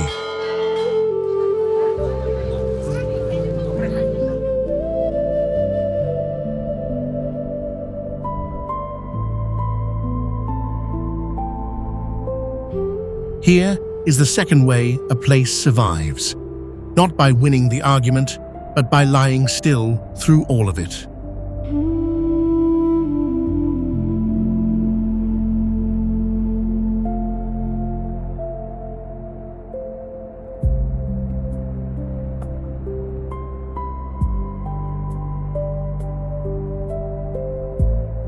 In a city that fights over almost everything, these two corners ask for nothing. And that may be exactly why they have lasted untouched, while louder places were destroyed and rebuilt again and again.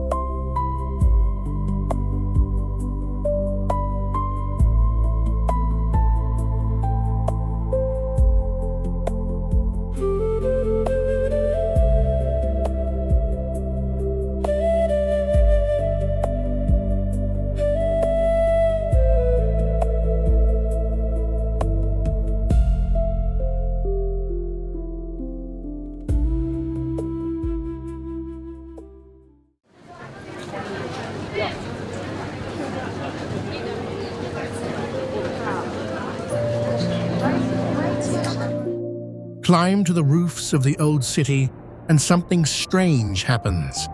The most divided place on earth suddenly looks like a single crowded rooftop.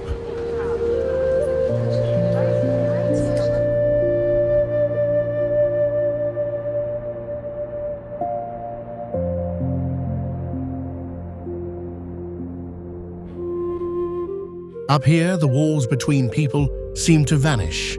You can walk across the top of the entire old city, stepping over 4 separate worlds at once, with only a low ledge or a metal vent to mark where one ends and the next begins.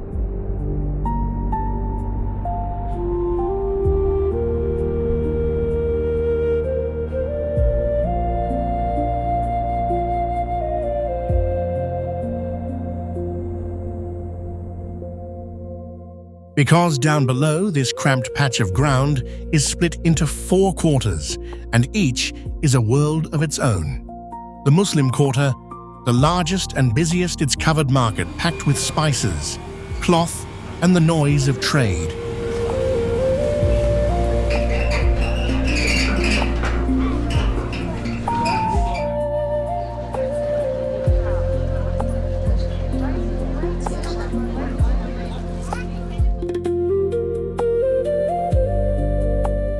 The Christian quarter wound tight around the Church of the Holy Sepulchre.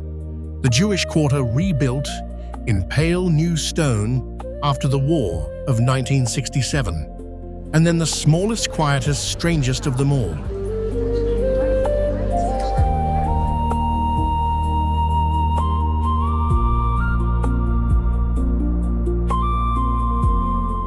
The Armenian quarter takes up barely a corner of the city, and most of it hides behind its own inner walls. The people here are not Arab and not Jewish. They are Armenians whose community has held this exact spot since the 4th century.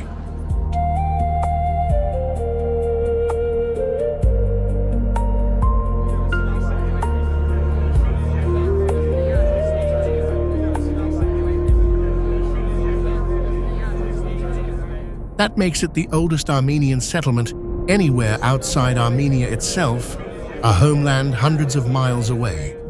It is the only quarter named not for a religion, but for a people.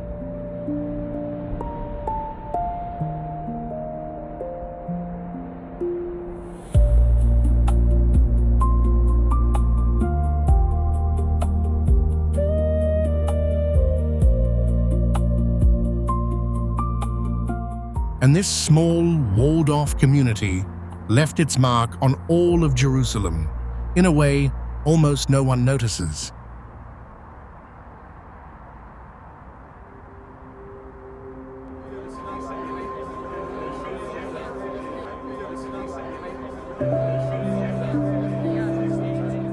Look at the street signs of the old city, the hand-painted ceramic tiles, blue and green, that hang on nearly every corner.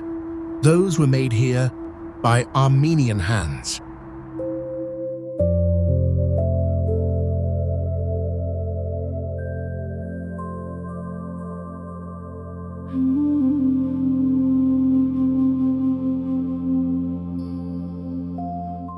The story begins in 1919. A group of master tile makers, survivors of the Armenian genocide, were invited to Jerusalem for a single job.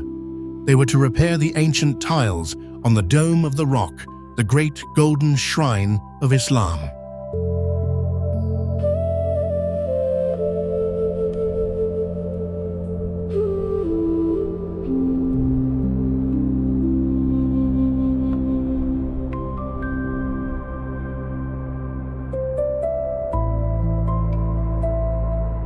That repair was never finished, but the artists stayed. Their families have been painting Jerusalem ever since, generation after generation, the same delicate flowers, and birds still shaped and glazed by hand.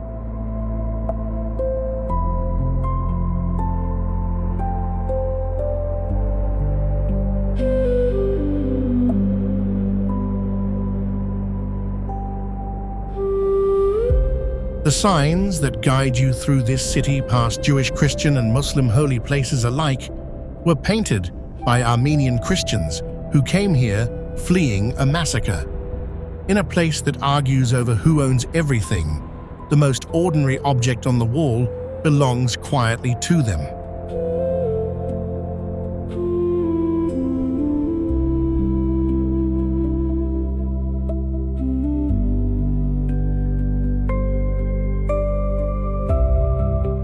All of it fits inside less than half a square mile.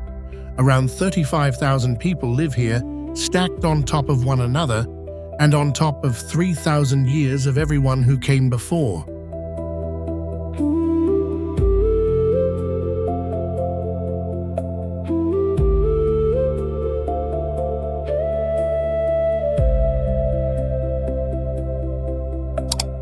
This is the part the headlines miss. Jerusalem is not only a monument and not only a battlefield in the news, it is a home crowded and loud and lived in, where children walk to school past 2,000-year-old stones as if they were nothing at all.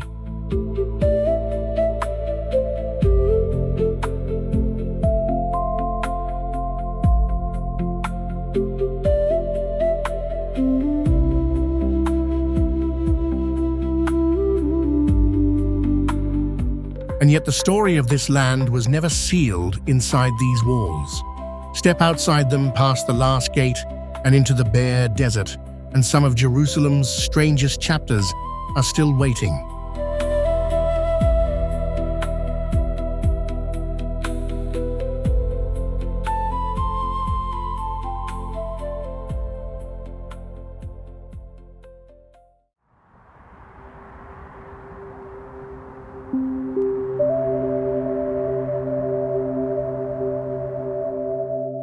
An hour south of Jerusalem, the land drops away into raw desert, and a single mountain rises out of it, flat on top and sheer on every side.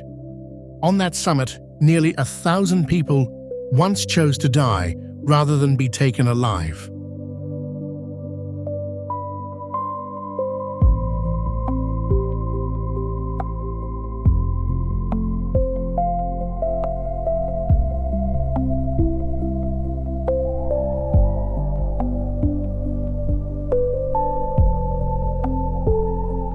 This is Masada.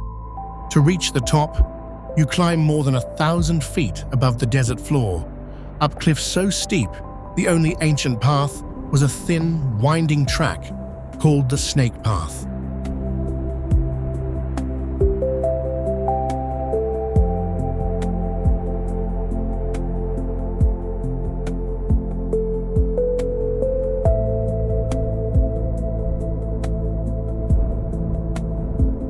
The fortress up here was not built by rebels. It was built by a king. Herod the Great raised it in the 1st century before Christ as a private stronghold, a place to flee to if his own people ever turned against him.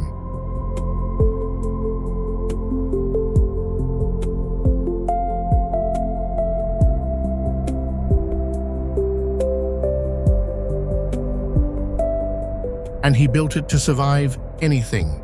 Storerooms packed with food, giant cisterns cut into the rock to catch the rare desert rain.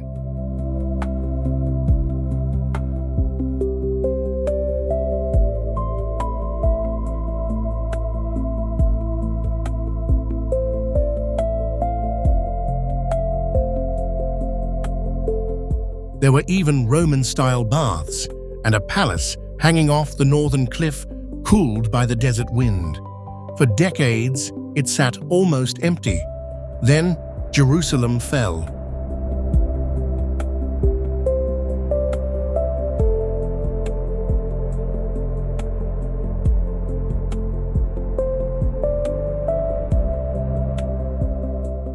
After Rome destroyed the city and the temple, in the year 70, a group of Jewish rebels and their families fled here to the last free ground in the country. Behind these walls, high above the desert, they held out against the Roman Empire.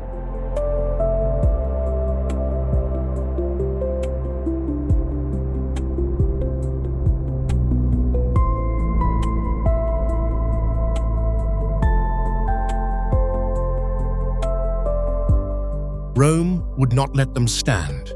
A full legion marched into the desert, thousands of soldiers, and ringed the mountain with a wall so no one could escape.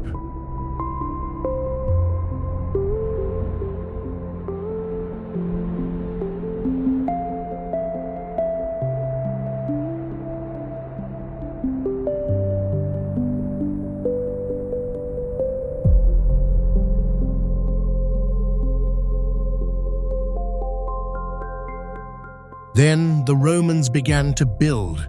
On the western slope, using enslaved prisoners, they piled up an enormous ramp of earth and stone, rising foot by foot toward the fortress walls.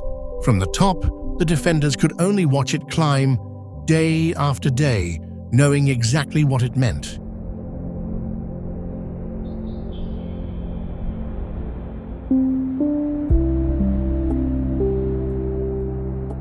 When the ramp was finished, the Romans rolled a siege tower up it and broke through. But when the soldiers poured inside, expecting a battle, they found almost no one alive.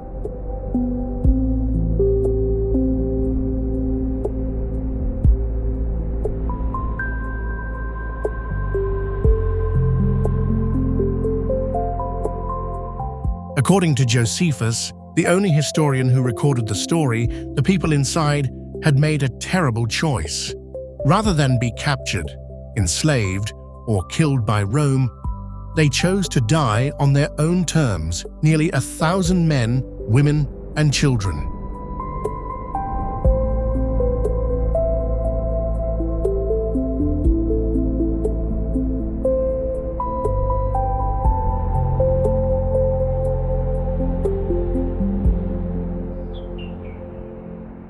Only 2 women and 5 children survived hidden in a water channel, and it was their account that reached Josephus. Historians still argue over how much of it is exactly true because his is the only voice we have.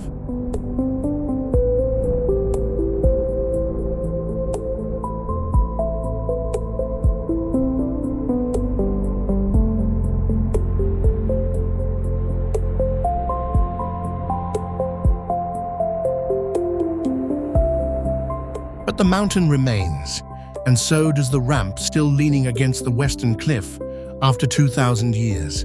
For generations, young Israeli soldiers climbed up here to swear an oath with a single promise: Masada shall not fall again.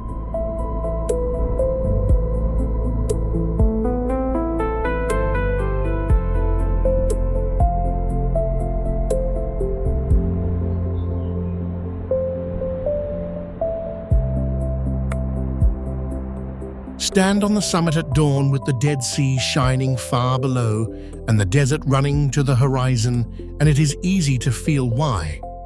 This is not really a story about a fortress. It is a story about what people will choose when every other choice has been taken away.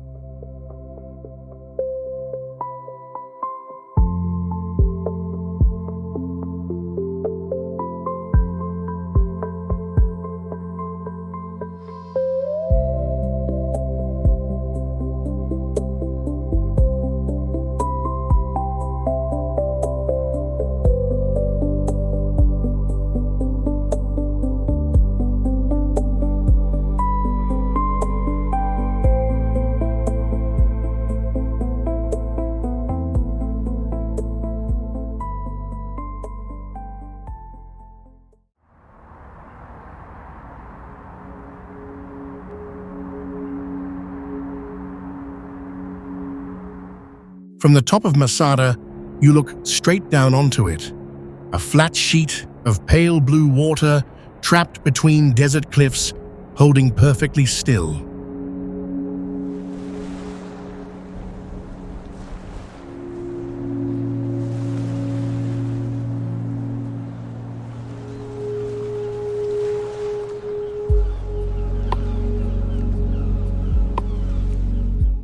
This is the Dead Sea, and there is no lower place on the surface of the earth.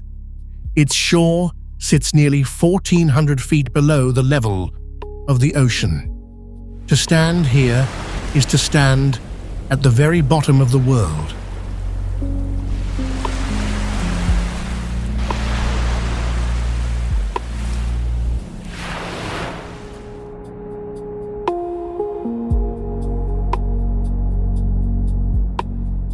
It is not really a sea at all, but a lake with no way out. Water flows in from the Jordan River, and the only way it can leave is to evaporate under the desert sun, leaving its minerals behind.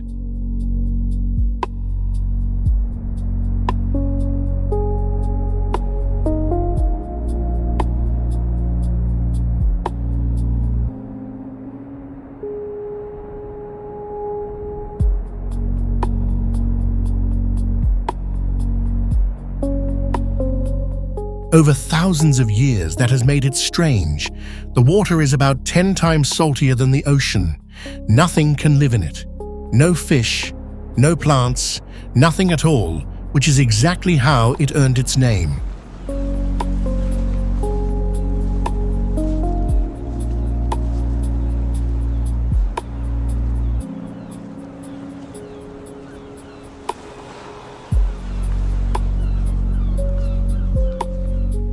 And it does something to a human body that feels impossible.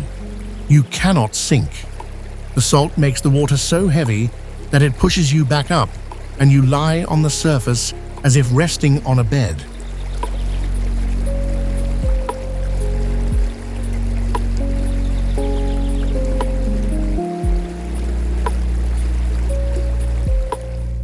For thousands of years, people have come here believing this water could heal them. They coat themselves in its black mineral mud. Ancient Egyptians prized its salts, and Cleopatra herself is said to have claimed it for her own.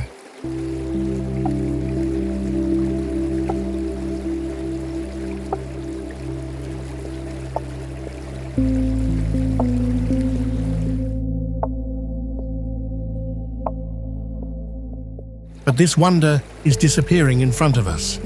The Dead Sea is drying up fast. Every year the water drops by about 3 feet because most of the Jordan River is now taken for farms and cities before it can ever arrive.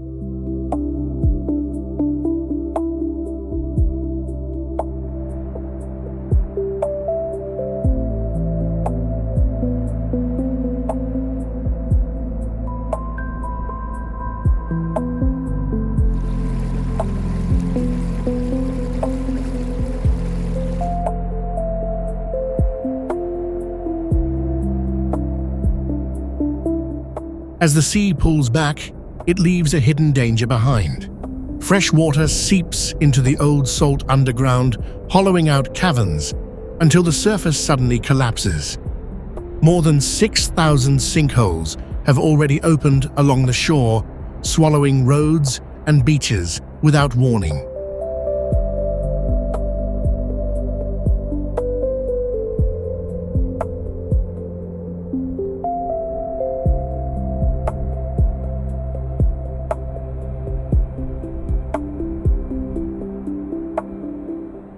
The lowest place on Earth is vanishing a few feet every year. In a few decades, the shoreline you could visit today may be gone entirely.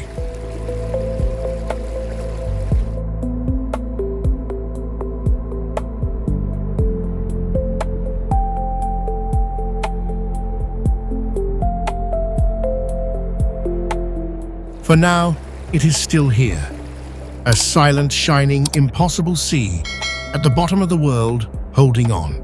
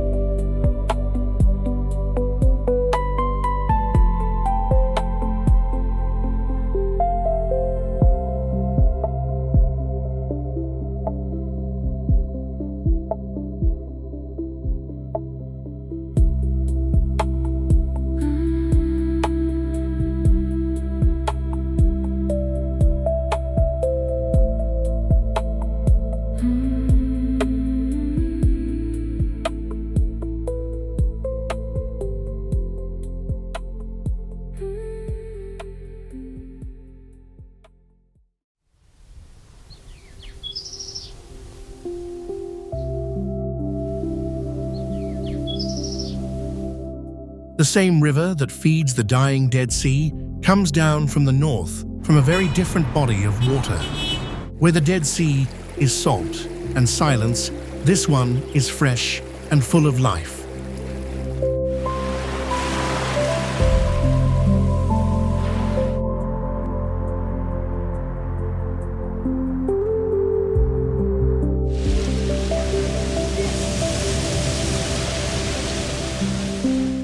This is the Sea of Galilee, the largest freshwater lake in Israel. It sits about 700 feet below sea level, ringed by green hills, fed and emptied by the Jordan River.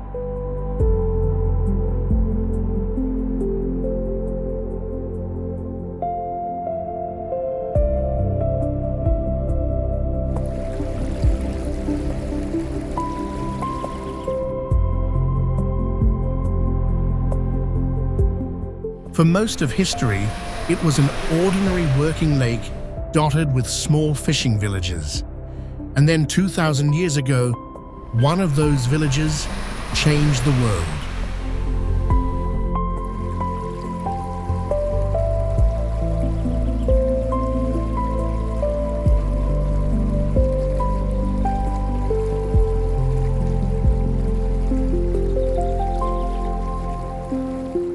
It was here, on these shores, that the story of Jesus truly began. According to the Gospels, he walked along this water and called simple fishermen to follow him. Here, he is said to have taught the crowds, calmed a sudden storm, and walked across the surface of the lake itself.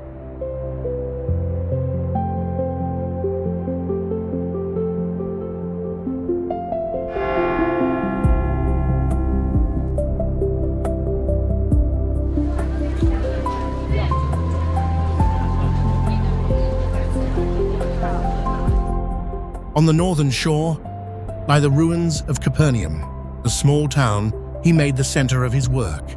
You can still see the remains of an ancient synagogue and the stone foundations of houses where a movement that would grow into one of the world's great religions took its first steps.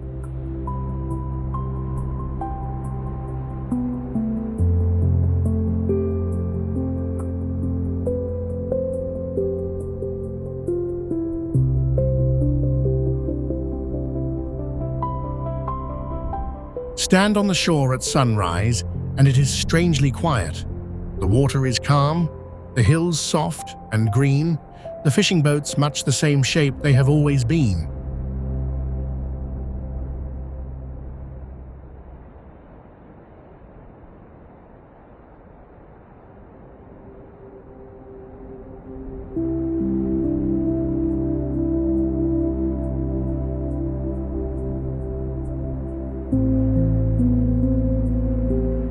There are no grand monuments here, nothing like the golden domes and towering walls of Jerusalem. And that is the point. The faith that would one day fill that city with churches and pilgrims did not begin in a palace or a temple.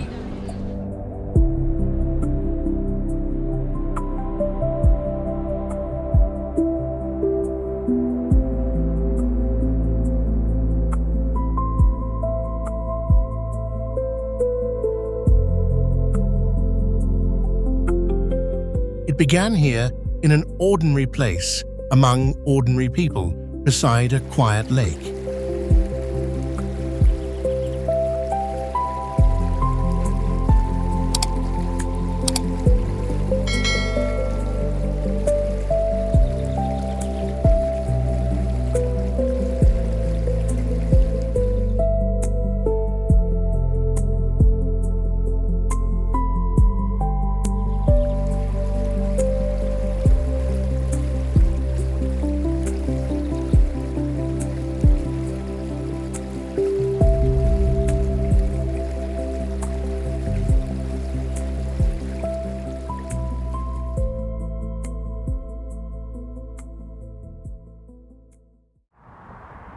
We began in a city that should not exist, a dry ridge of pale stone with no river and no harbor, fought over for 3,000 years and holy to half the world.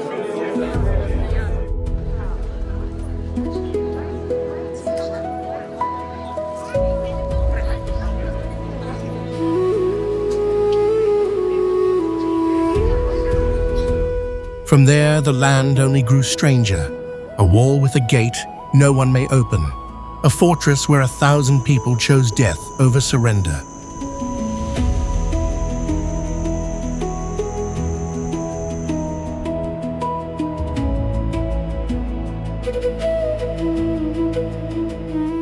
A sea at the bottom of the earth, quietly vanishing. A calm lake in the north, where a few fishermen began a faith that would remake history.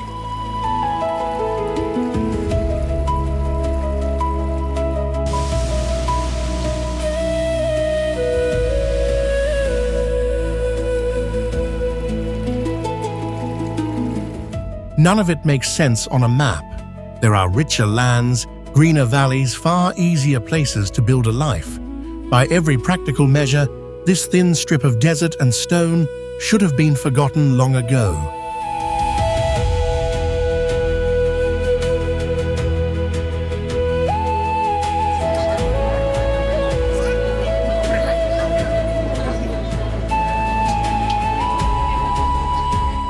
But it was never about the stone. It was about everything people have poured into this ground layer upon layer for 100 generations and still refuse to leave behind.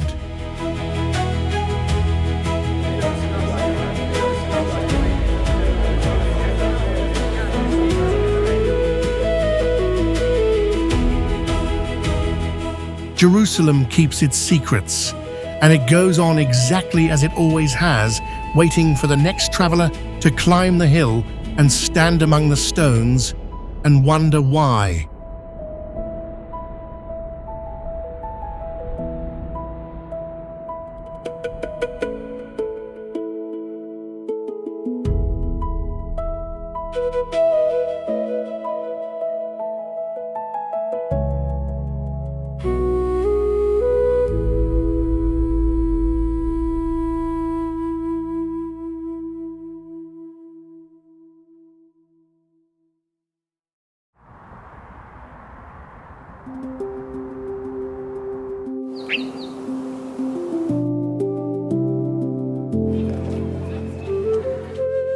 Over 3,000 years, over 16 conquests, millions of tons of stone, destroyed, buried and rebuilt again and again on the same hill. No river, no oil, no harbor, not a single geographical reason for this city to matter, and certainly no logical reason for three of history's greatest empires to be willing to die for it. But they did. The Assyrians wanted it. The Babylonians burned it to the ground. The Romans demolished it stone by stone. The Crusaders bled for it. The Ottomans held it for 400 years. And today, in the 21st century, two nations are still fighting over the right to call this piece of land their capital. Something is buried in this hill that the world cannot let go of. And today, we are going to find out what. A wooden ladder no one has dared to move in 250 years. The key to the holiest church in Christianity, held not by a priest, but by a Muslim family for over 800 years. A gate sealed shut in the 16th century, some historians believe, because a king was afraid that leaving it open would trigger the apocalypse. And deep underground, a tunnel carved by hand in 700 BC, where water still flows to this day. This is Jerusalem, not a city you visit, a city that follows you home. Let's walk in together.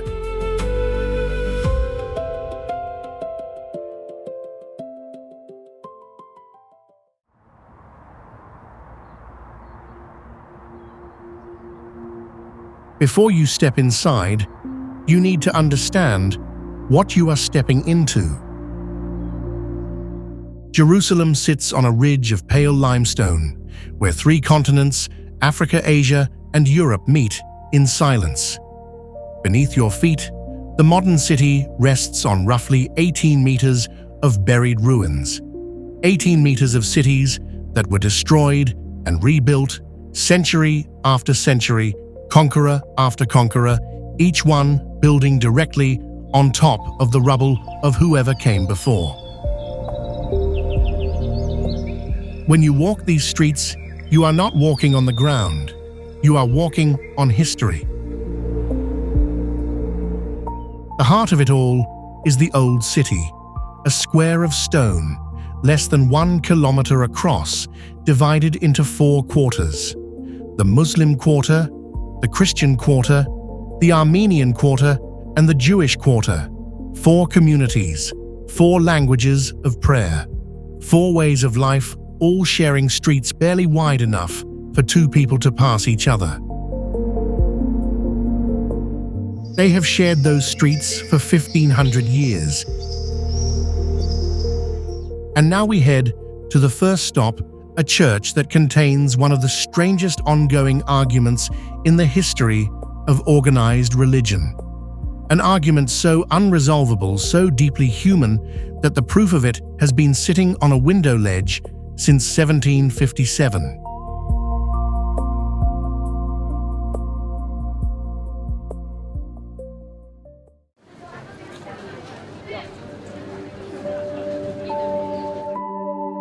Look up. Above the main entrance of the Church of the Holy Sepulchre, the church Christians believe marks the exact site where Jesus was crucified, buried, and rose from the dead. There is a small wooden ladder resting on a stone ledge above a window. It has been there since at least 1757. No one is allowed to move it. Not a priest, not a patriarch, not a government. Here is why. 6 different Christian denominations share ownership of this church: Greek Orthodox, Roman Catholic, Armenian, Apostolic, Coptic, Ethiopian, and Syriac Orthodox. Each guards its corner with a fierceness that, and this is not metaphor, has turned physical. In the 19th century, monks from rival denominations came to blows inside the sanctuary itself with their bare hands during Holy Week. Police had to be called in to separate them. Under an agreement from 1852 called the status quo, nothing inside the church can be changed without unanimous consent from all 6 groups. And since all 6 groups have never agreed on anything, that wooden ladder has remained exactly where it is, motionless, through 2 world wars, through the fall of empires, through everything. But that is not even the strangest part. The key to the holiest church in Christianity is not held by any Christian. It is held by a Muslim family, the Jude family, who have kept it for over 800 years. Every morning they hand it to a second Muslim family, the Nusaybis, who unlock the great door. Every evening they lock it again.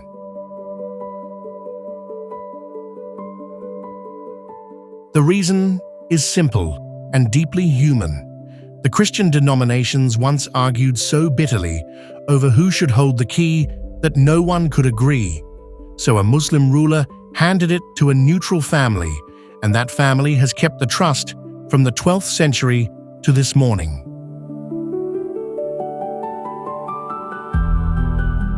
"800 years, a Muslim hand opens the door of Christianity's most sacred place every single day. This is Jerusalem in a single image. And just outside this church, on the eastern wall of the city, stands a gate that has been sealed shut since the 16th century. Some say it was military strategy, but there is another explanation, one involving a prophecy, an apocalypse, and a king who decided that some doors are safer closed.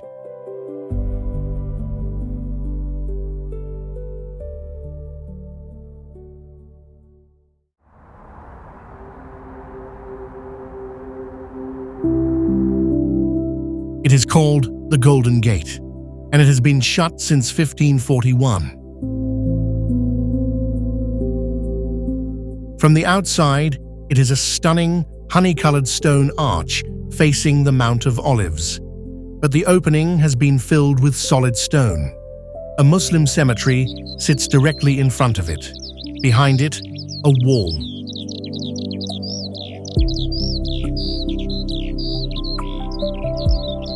Not a single living foot has passed through this gate in nearly 600 years.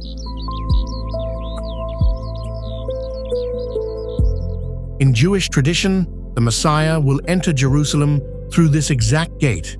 The dead will rise. A new world will begin. In Christian tradition, this is the same gate Jesus passed through on Palm Sunday, and the gate through which he will one day return. In 1541, the Ottoman Sultan Suleiman the Magnificent ordered the gate sealed permanently.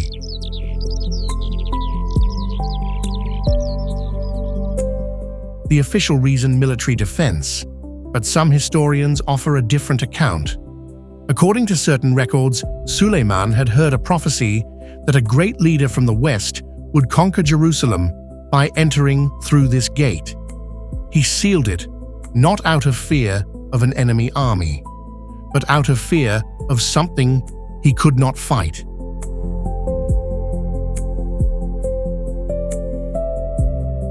The cemetery placed in front was deliberate. An old story says it was meant to make the path ritually impure for any holy figure attempting to cross. But for those who believe a sealed gate is not a barrier, it is a promise. Stand here at sunset when the limestone turns pale gold and you understand something rare. Most cities build gates to let people in. Jerusalem built a gate and then closed it to wait. We have just stood before a door sealed against the end of days. But beneath us, underneath these same streets, is something even older. A tunnel carved by hand in pure darkness 700 years before the Roman Empire existed. And the most remarkable thing about it, it still works.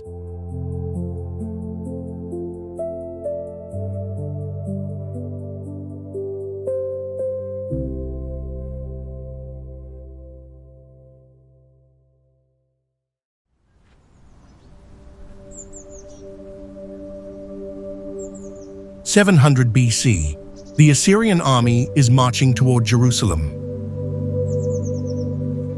King Hezekiah faced a problem with no clean solution. The city's main water source, the Gihon Spring, sat outside the walls. If the Assyrians surrounded the city, every man, woman, and child inside would die of thirst within weeks.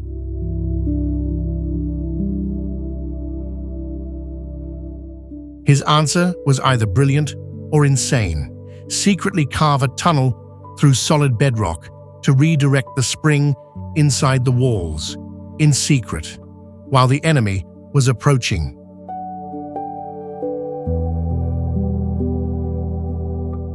Two teams began cutting from opposite ends. No GPS, no geological maps, no power tools. Just oil lamps, copper picks, and the belief that they were heading in the right direction. More than 500 meters of solid rock. Two teams in near total darkness moving toward each other. And then they met, exactly in the middle. An inscription carved into the wall on the day they broke through, discovered in 1880, describes the moment both teams heard each other's picks echoing through the stone and rushed forward to meet. You can walk this tunnel today. The water still flows ankle deep. The walls are rough and cold. The only light is your own flashlight. For roughly 30 minutes, you move through almost total darkness, through a structure built 2,700 years ago by men who had never heard of electricity or steel. And it works more reliably than many modern infrastructure projects. Some things human beings build are stronger than empires, stronger than time itself. When you step back into the daylight, you are standing at the base of the most prayed-at wall on Earth. A wall polished smooth, not by weather, not by erosion, but by 2,000 years of human hands.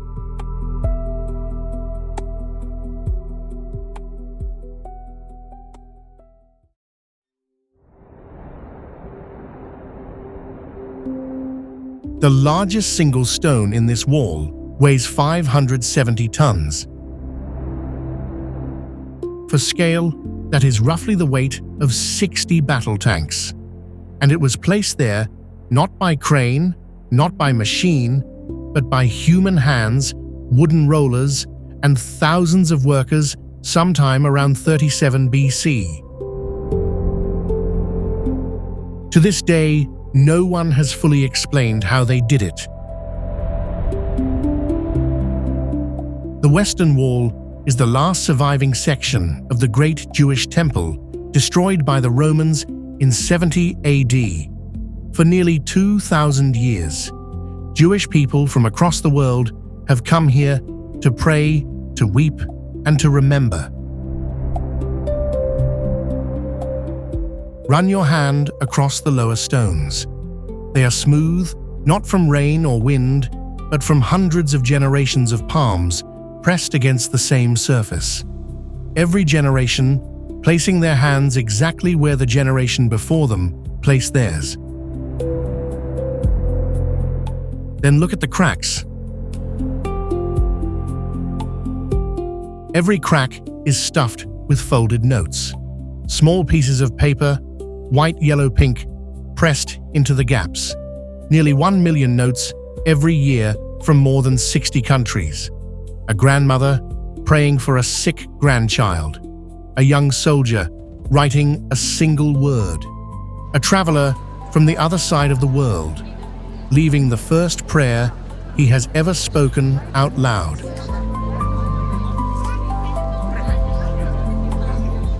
Each year, the notes are collected and buried on the Mount of Olives.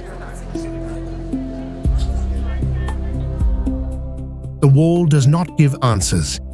It gives you a place to put the question. And directly above this wall, on a flat stone platform, sits the most fiercely contested piece of land on the planet. A plot roughly the size of 15 football fields, where 3 religions each believe they are standing at the center of the universe, and where a single wrong political decision can and has triggered international crises.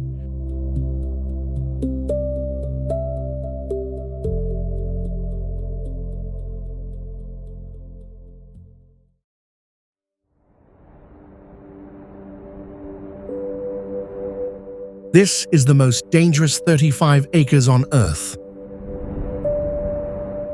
Not because of weapons, not because of armies, because of meaning.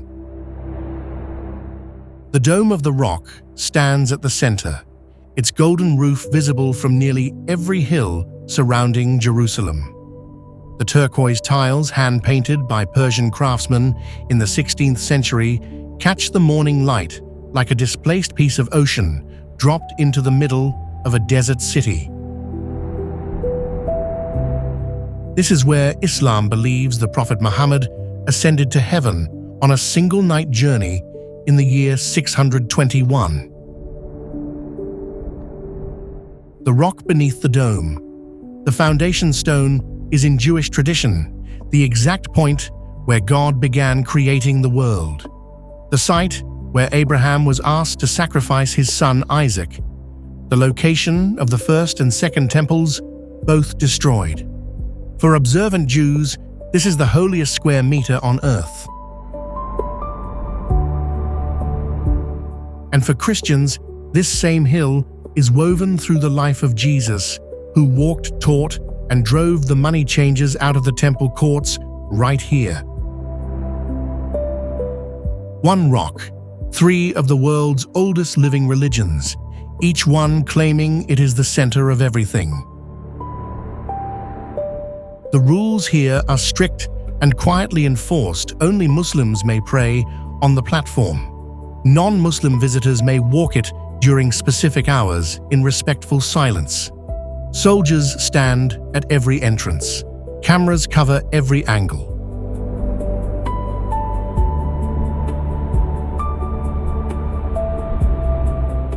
And underneath this platform, according to some Jewish scholars, may lie the Ark of the Covenant itself, hidden before the Babylonians destroyed the first temple in 586 BC and never found since.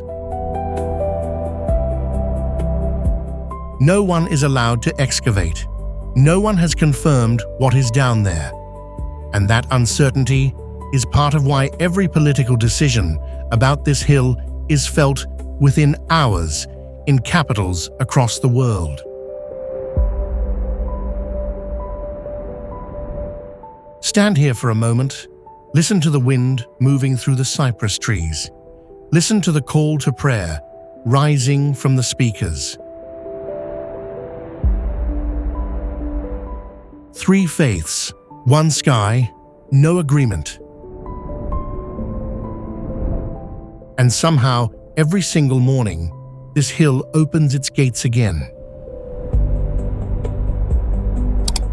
If the tension on the Temple Mount felt like the edge of something irreversible, the next place we visit takes that weight and makes it personal. Because on the hill just across the valley, families have been spending their life savings for centuries, not on a home, but on a grave.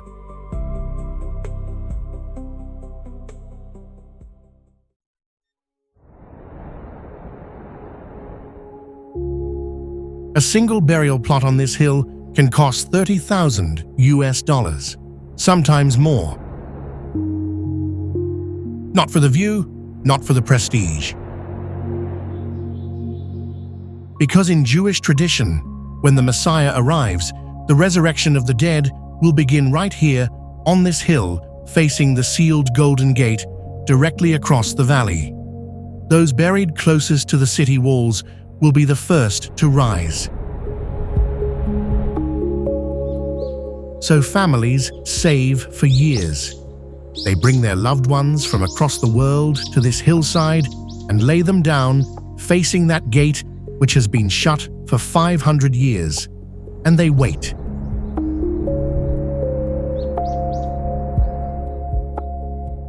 People have been buried here for nearly 3,000 years. Roughly 150,000 graves cover the hillside from top to bottom, pale white in the afternoon sun.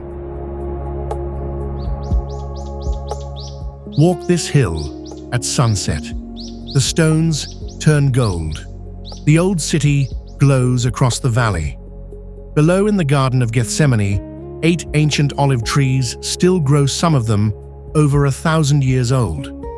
The Christian Gospels say Jesus prayed under trees like these on the night before his arrest. This is not a place of death. It is a place of waiting. A patience held for 3,000 years with no answer yet. But the heaviest memory in this entire city is not held in any ancient tomb. It is held in a single dark room built less than 80 years ago, where 5 small candles become one 1.5 million points of light.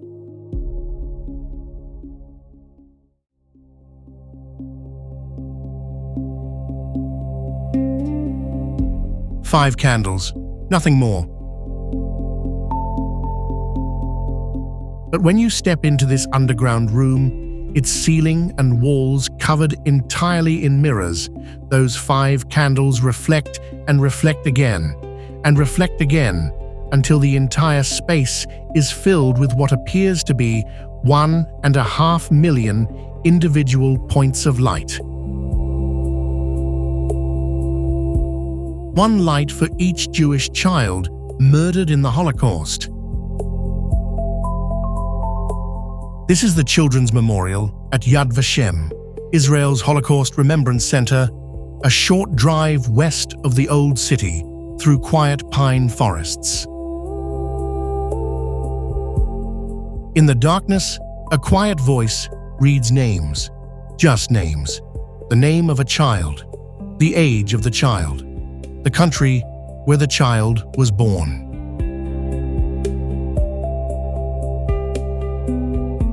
The reading takes years to complete.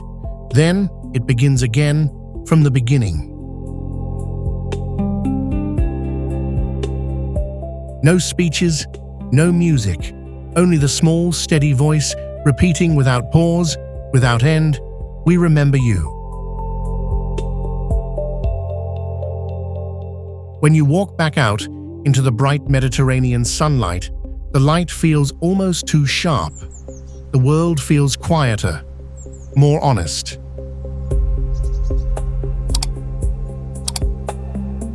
This is why people come, not to be shocked, to be reminded.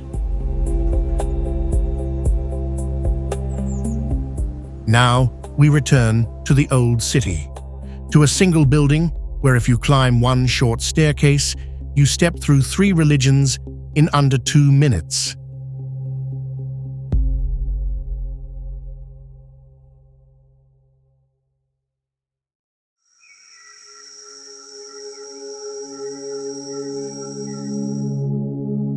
One building, one staircase, 3 religions stacked on top of each other.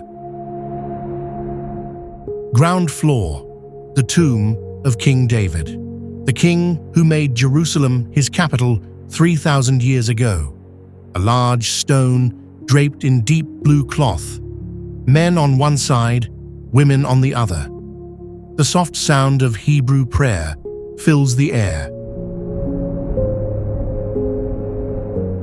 Climb one narrow staircase. You arrive in a quiet vaulted room of pale stone. This is the cenacle, the upper room believed by Christians to be the site of the Last Supper, where Jesus shared bread and wine with his disciples on the night before his death. But look at the walls. The arches are pointed in the Islamic style. A stone niche faces Mecca. For roughly 200 years, this same room served as a Muslim mosque. A Jewish king below, a Christian final meal above, a Muslim prayer carved quietly into the walls. This is not contradiction. This is not irony. This is just Jerusalem.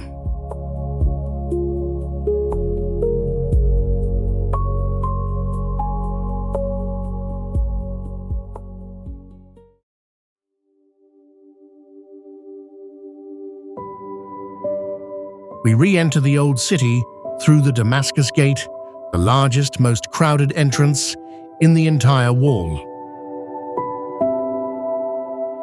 In the morning, the stone steps out front are full of life. Old men drinking thick, sweet coffee, women passing with stacks of flatbread under their arms. The air smells of mint cardamom and warm dough baking somewhere just out of sight. But this is also one of the most tense Like all the intersections local in Jerusalem. East Jerusalem folk. Peaceful mornings This and is what they difficult do. ones can look almost identical they're here shopping. and change Look around, within you'll notice hours. there's no trinkets, no Soldiers souvenirs. stand nearby. This is Cameras mainly watch from above. products. This is the daily reality of Jerusalem. Beauty and tension always standing side by side. Inside the gate, you are walking the Via Dolorosa, the way of sorrow. This is the path Christians believe Jesus walked, carrying his cross to the site of his crucifixion. 14 stations mark the route. At each one, pilgrims stop and pray. But this is not a quiet, empty pilgrimage path. It is a working market street.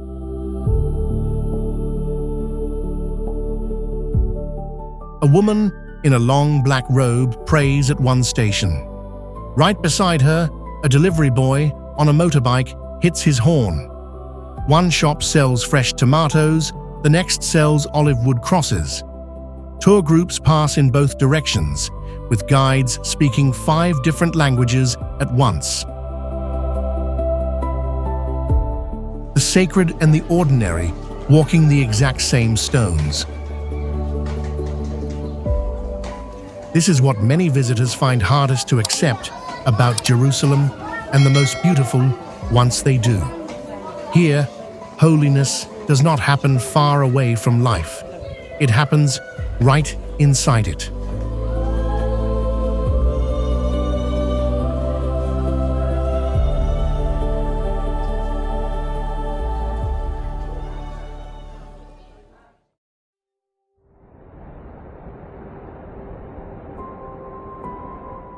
There is something I need to tell you before we go further. Every year, a few dozen ordinary tourists arrive in Jerusalem and within days begin to believe they have a divine mission. Some come to believe they are King David reincarnated. Some believe they are the Messiah himself. This has a clinical name, Jerusalem syndrome. This is not metaphor, not exaggeration. It is a documented psychological condition observed and recorded by physicians here for decades. Most people who experience it recover fully within a week after gentle care and a flight home. But it tells us something real about this place. The weight of 3,000 years of prayer, the sharp sun on white stone, the songs rising from a dozen windows, at once it presses down on the visitor with a force that is genuinely difficult to describe. Some people simply cannot carry it. Jerusalem does not only receive faith, it produces it. Sometimes far too much of it.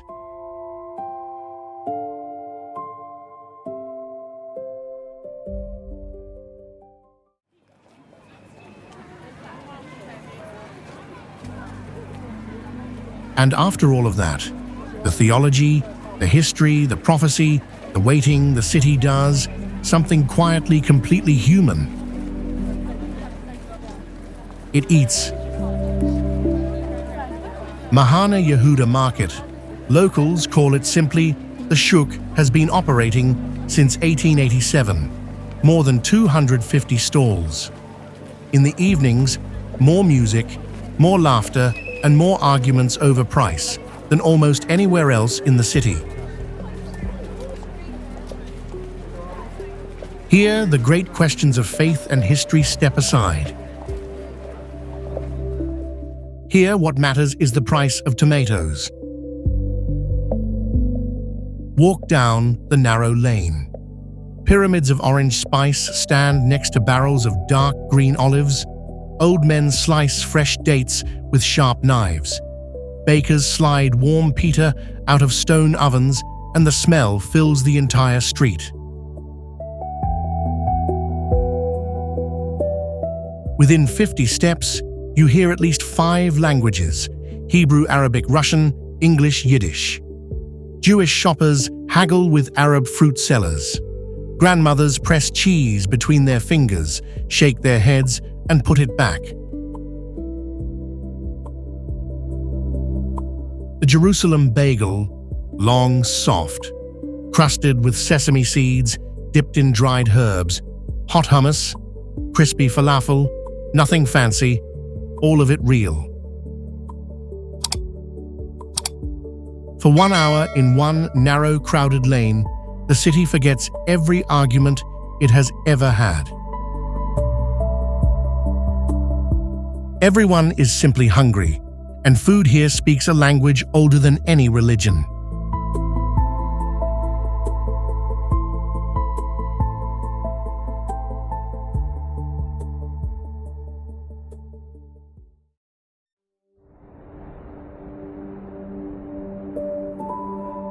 Step out of the market.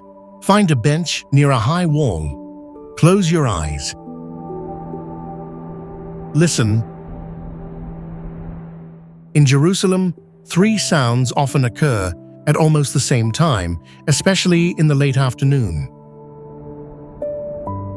First, from somewhere deep in the old city, a church bell rings slow and steady, calling Christian worshippers to prayer. Then from a minaret, the Muslim call to prayer begins long rising and falling and rising again in a melody that has barely changed in 1,000 years. And on high holy days, from a different corner, you may also hear the Jewish shofar, a simple ram's horn, blown the same way it was blown 3,000 years ago. 3 sounds, 3 faiths, 1 sky. For a moment, it is not noise. It is a kind of music, strange, layered, impossible to fully describe, but completely impossible to forget. Many travelers say this is the one thing they carry home from Jerusalem that no photograph can hold.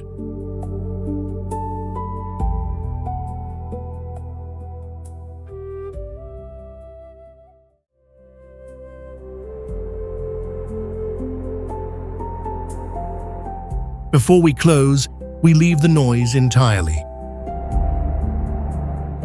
A few kilometers from the old city, hidden in a green valley, is a small village called Ein Karem. Stone houses, olive trees, a small clear spring at the foot of the hill where pilgrims have been drinking water for thousands of years. By Christian tradition, this is the village where John the Baptist was born. 2 modest churches stand on opposite hillsides, their bells ringing at different hours of the day. But what makes Ein Karem special is not history, it is quiet.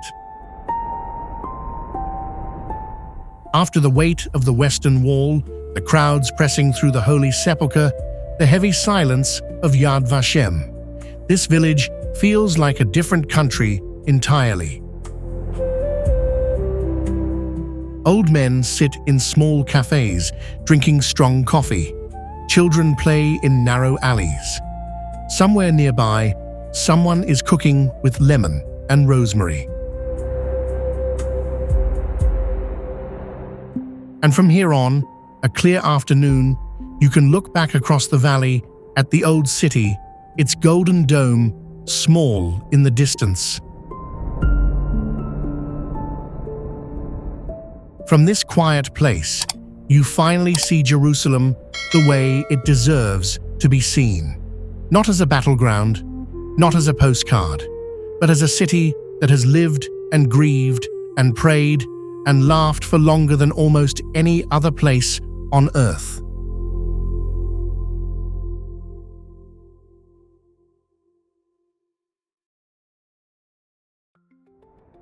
We have walked a long road today.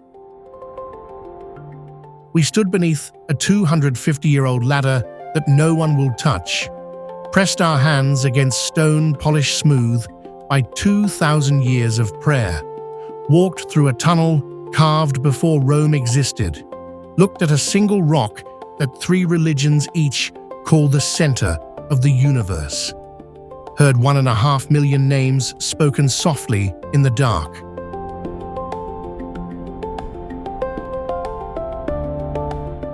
And we ate warm bread in a market where for 1 hour everyone was simply human. Jerusalem is not a city of easy answers. What it gives instead is memory. The memory of a grandmother who came here once in her entire life and pressed a folded note into the wall. The memory of a young man far from home who lit a candle in a quiet church and felt for the first time that he was not alone. The memory of a family that saved for years to bring their grandfather home, to a hillside facing a gate that has been sealed for 5 centuries. This is what Jerusalem actually is. Not a museum, not a battleground. A city of human memory. And every morning, the same sun rises over the same pale stone walls, and the city begins again.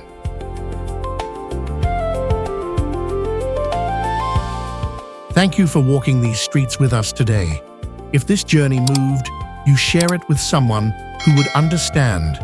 The stones of Jerusalem are still listening.